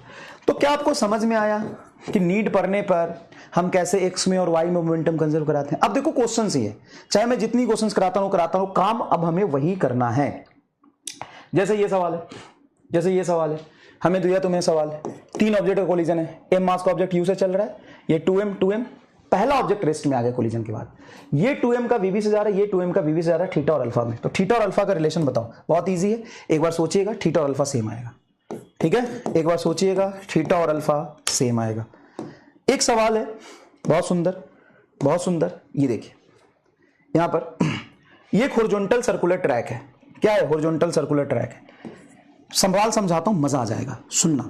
हॉरिजॉन्टल सर्कुलर ट्रैक है, ठीक है, एक ऑब्जेक्ट m रेस्ट पर है, 2m मास का ऑब्जेक्ट इसी हॉरिजॉन्टल ट्रैक पर v0 स्पीड से चल रहा है। देखो, object are moving on a smooth horizontal track, then find time between first and second collision. तो ये गया गया गया गया, इसको धक्का मारेगा, इसको धक्का मारेगा, तो किस स्पीड से धक्का मारा है? v0 से। कोलिजन क्या है? इलास्टिक। कोलिजन क्या है? इलास्टिक। इलास्टिक कोलिजन है। तो इलास्टिक कोलिजन के बाद क्या 2m और m दोनों की वेलोसिटी अलग अलग हो जाएगी? हाँ, दोनों अलग अलग वेलोसिटी चलेगा आफ्टर कोलिजन। फिर ये घूम के आएगा, आगे वाले की वेलोसिटी ज्यादा हो जाएगी, पीछे वाले की कम, तो आगे वाला आएगा और फिर दोबारा धक्का मारेगा, दूसरी बार कोलिजन होगा। तो पहले और दूसरे कोलिजन के बीच में आपको टाइम निकालना है। क्या करना है? पहले और दूसरे कोलिजन के बीच में क्या करना है? आपको टाइम निकालना है, पहले और दूसरे कोलिजन के बीच में। एक देखिए, देखिए 2m मास का ऑब्जेक्ट है, हाँ m मास का ऑब्जेक्ट है, ये कितने से चल रहा है? 2m मास का ऑब्जेक्ट v0 से चल रहा है इनिशियली, हाँ, और ये रेस्ट पर है। कोलिजन के बाद 2m मास का स्पीड हो जाएगा v1 और m मास का स्पीड हो जाएगा v2। बताओ ज्यादा स्पीड कौन सा होगा, v1 की v2? आगे वाले का, पीछे वाले का? ऑब्वियस सी बात है, इलास्टिक कोलिजन है, ये रेस्ट में था, ये 2m का मास v0 से जा रहा था, ये v0 ज्यादा था, जब टकराएगा तो आगे वाला ऑब्जेक्ट आगे भागेगा ना, v2 सेपरेट होगा ना। हाँ सर, v2 से सेपरेट होगा, तो पक्की बात है कोलिजन के बाद v2 ज्यादा होगा, v1 कम होगा। बोलो हाँ कि ना? हाँ। तो रिलेटिव वेलोसिटी कितनी आ जाएगी सर? अगर रिलेटिव वेलोसिटी देखें तो इस स्पीड से आगे चल रहा है और ये पीछे पीछे v1 से आ रहा है, तो ऑब्वियस सी बात है रिलेटिव वेलोसिटी हो जाएगी v2 माइनस v1। सेपरेशन की रिलेटिव वेलोसिटी बताओ, v2 माइनस v1 होगा कि नहीं? हाँ। अभी आगे चल रहा है v2 से, ये चल रहा है v1 से, तो अगर तुम इस पर बैठ जाओ और इसको देखो, बैठ जाओ मतलब रेस्ट में मान के इसको देखो, तो ये तुमको दिखाई देगा v2 माइनस v1 से। बोलो हाँ कि ना? तो टाइम ऑफ कोलिजन क्या हो जाएगा? तो मान लो तुम इस पे बैठ गए, तो रिलेटिव वेलोसिटी से जाता दिखाई दे रहा है, गोल गोल घूमता हुआ v2 माइनस v1 से, कितने देर में आ जाएगा यहां पर? सर टाइम बराबर डिस्टेंस कितना चलना रिलेटिवली? 2πr। इसके रिस्पेक्ट में ये कितना घूम के आया रिलेटिव? 2πr बटा v2 माइनस v1, ये आंसर आएगा। इसको एक बार सॉल्व करना, solve v1 and v2 and put, इसको पुट करना, v1 एंड v2 के लिए सॉल्व करके आराम से आप उसमें पुट करना, ठीक है। और पुट करके जो तुम्हारा आंसर आएगा वो आएगा 2πr/v0, डायरेक्ट आंसर आएगा। और ये चीज अगर तुम समझ गए तो भाई साहब कोलिजन का तुमने एकदम गर्दा उड़ा दिया, अगर तुम ये चीज समझ गए तो। ये बेटा बहुत हाई लेवल की बात यहां पे मैंने डायरेक्ट लिख दी। अब सबसे समझदारी वाली बात यह है कि अगर मैं सवाल का लेवल थोड़ा टफ करूं, इसका मैं मास कर दूं 5m और इसका मास कर दूं 6m, इलास्टिक कोलिजन ही है, ये v0 से चल रहा है, ये रेस्ट में है, तो भी अब यहां पे असली खेला है यार, जो सिखाना चाहता है उसको सीखना। मान ले 5m मास का ऑब्जेक्ट है, v0 से चल रहा है, यहां पे 6m मास का ऑब्जेक्ट है, रेस्ट में है, आगे धक्का मारा, इलास्टिक कोलिजन है। क्या है? इलास्टिक कोलिजन है। टाइम बताओ कितना लगेगा? 2πr/v0। सर मतलब आप कह रहे हो मास पे डिपेंड नहीं कर रहा। यहां पे मान लो ये एक हॉरिजॉन्टल सर्कुलर ट्रैक है, भाई साहब ये मास है 8m का, चल रहा है v0 से, ये मास है तेरा 2m का, ये रेस्ट में है, जाके इसको धक्का मारा, collision between first and second, time between first and second collision 2πr/v0, time between first and second collision, time between first and second collision, time between first and second collision. अब तुरंत से बोलो सर नहीं आ रहा, अरे नहीं आ रहा, अरे जोर लगा, निकल जाएगा, करना, निकलेगा कंसेप्ट, कर कर कर कर। सर नहीं आ रहा है, आएगा आएगा आएगा। सर यहां पे कोलिजन के बाद जो V1 V2 होगा तो अलग होगा। मान लो सॉल्व करके तुम्हारा V1 माइनस V2 सॉल्व करके V0 आ रहा है, कि यहां भी ये V0 से चल रहा है, कोलिजन के बाद दोनों की स्पीड अलग होगी, फिर वहां पे पूरा सॉल्व करेंगे, फिर ये आंसर आएगा क्या? हाँ आएगा आएगा आएगा। और यही तो सबसे जोरदार चीज है, आएगा। चाहे तू कोई सा भी सवाल कर, अगर इलास्टिक कोलिजन है, सर अगर ये चल रहा होता तो भी आएगा। सर कैसे आएगा? हर हमको नहीं आ रहा है सर जी, अरे थोड़ा जोर लगा ले, थोड़ा जोर लगा ले, आ जाएगा। बताऊं क्या खेला यहां पे? खेला क्या है बताऊं? खेला क्या है कि तू सोचेगा थोड़ा, खेला बताओ कि सोचेगा? खेला बताओ, कह रहा है does not depends on V0। अबे V0 तो है ही, खेला बताओ कि सोचेगा? पहले तुम्हें सवाल ही समझ नहीं है, आप बुर्बक सवाल समझाओ, बुर्बक सवाल समझाओ। ये स्मूथ हॉरिजॉन्टल ट्रैक है, क्या है? Smooth horizontal track. क्या है? Smooth horizontal track. ये चल रहा है V0 से, ये है रेस्ट में, ये V0 से चलते चलते चलते चलते इसको आके धक्का मारा, हाँ, इस दोनों की वेलोसिटी कुछ हो जाएगी V1 और V2। पूरा सॉल्व करके तो यही आंसर आएगा, पूरा सॉल्व करके तो यही आंसर आएगा। लेकिन जब इससे टाइम निकालोगे तो मैच इससे करेगा। क्यों? सोचेगा कि बताऊं, सोचेगा कि बताऊं? हिंट दो, हिंट, मजा आ जाएगा एकदम। हिंट दो, हिंट दे, हिंट देता हूं।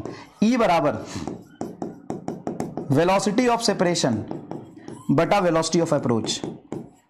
तो दोनों की अप्रोच की वेलोसिटी पहले क्या थी लिखो, इलास्टिक कोलिजन है तो E की वैल्यू 1 लिखो, और देखो क्या आ रहा है, जादू हो जाएगा, जादू, जादू हो जाएगा, जादू। ठीक है, चलो ये तुम्हारा होमवर्क है, इसको सोचना, मैं इसको संघर्ष असाइनमेंट के साथ बता दूंगा। ये कुछ क्वेश्चंस हैं जेईई मेन के जो आपको करने हैं, बहुत इजी है भाई, मजाक नहीं कर रहा हूं। सिर्फ लैंग्वेज तू समझ जाएगा ना, सवाल अपने आप सॉल्व होंगे। सिर्फ लैंग्वेज समझ जाएगा, सवाल अपने आप सॉल्व होंगे। संघर्ष असाइनमेंट मैंने आपको अपलोड करा दिया है, उसके क्वेश्चंस भी यहां पे टाइप करा के डाल दिए हैं। जे एडवांस 2009, जे एडवांस 1982, जे एडवांस 2017, ये सब आपको करने हैं। धीरे धीरे करिए, 2 दिन का समय ले लीजिए, 1 दिन का समय ले लीजिए। ये देखो, ये क्लास में कराए, जे एडवांस का सवाल है, ये क्लास में किया है हमने ऑलरेडी, ये क्लास में किया, देख के पता चल रहा होगा। प्रोजेक्टाइल मैक्सिमम पे 2 पार्ट में टूट गया, तो वेलोसिटी बताओ, ये क्लास में किया हमने, क्लास में किया है, ये क्लास में किया ऑलरेडी, ये क्लास में डन है।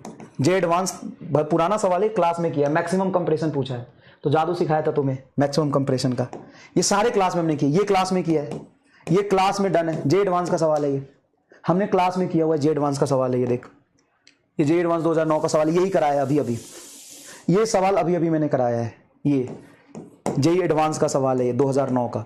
ठीक है, तो इन सब का सॉल्यूशन मैं आपको प्रोवाइड कराऊंगा, इन सब का सॉल्यूशन मैं आपको क्या करूंगा, प्रोवाइड कराऊंगा, सबका सॉल्यूशन। ठीक है, आपको अटेम्प्ट करना है। देखो, मेरे सिर्फ पढ़ाने से आपका सिलेक्शन नहीं होगा, आपको भी उतना ही एफर्ट लगाना पड़ेगा, उतना ही दम लगाना पड़ेगा। ठीक है, तो मैंने आपको बहुत अच्छे से पूरा कोलिजन खत्म कर दिया।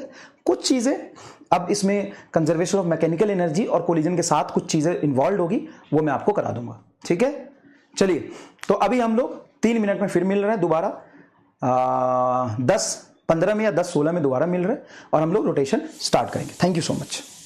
ठीक है, ये सवाल आप करिएगा, जे एडवांस, एससी वर्मा सब क्लास में करा दिया मैंने बहुत सारे, जो बचा है वो और करेंगे। Thank you so much. जो क्वेश्चंस बच गए हैं वो अगले असाइनमेंट में भी आएंगे।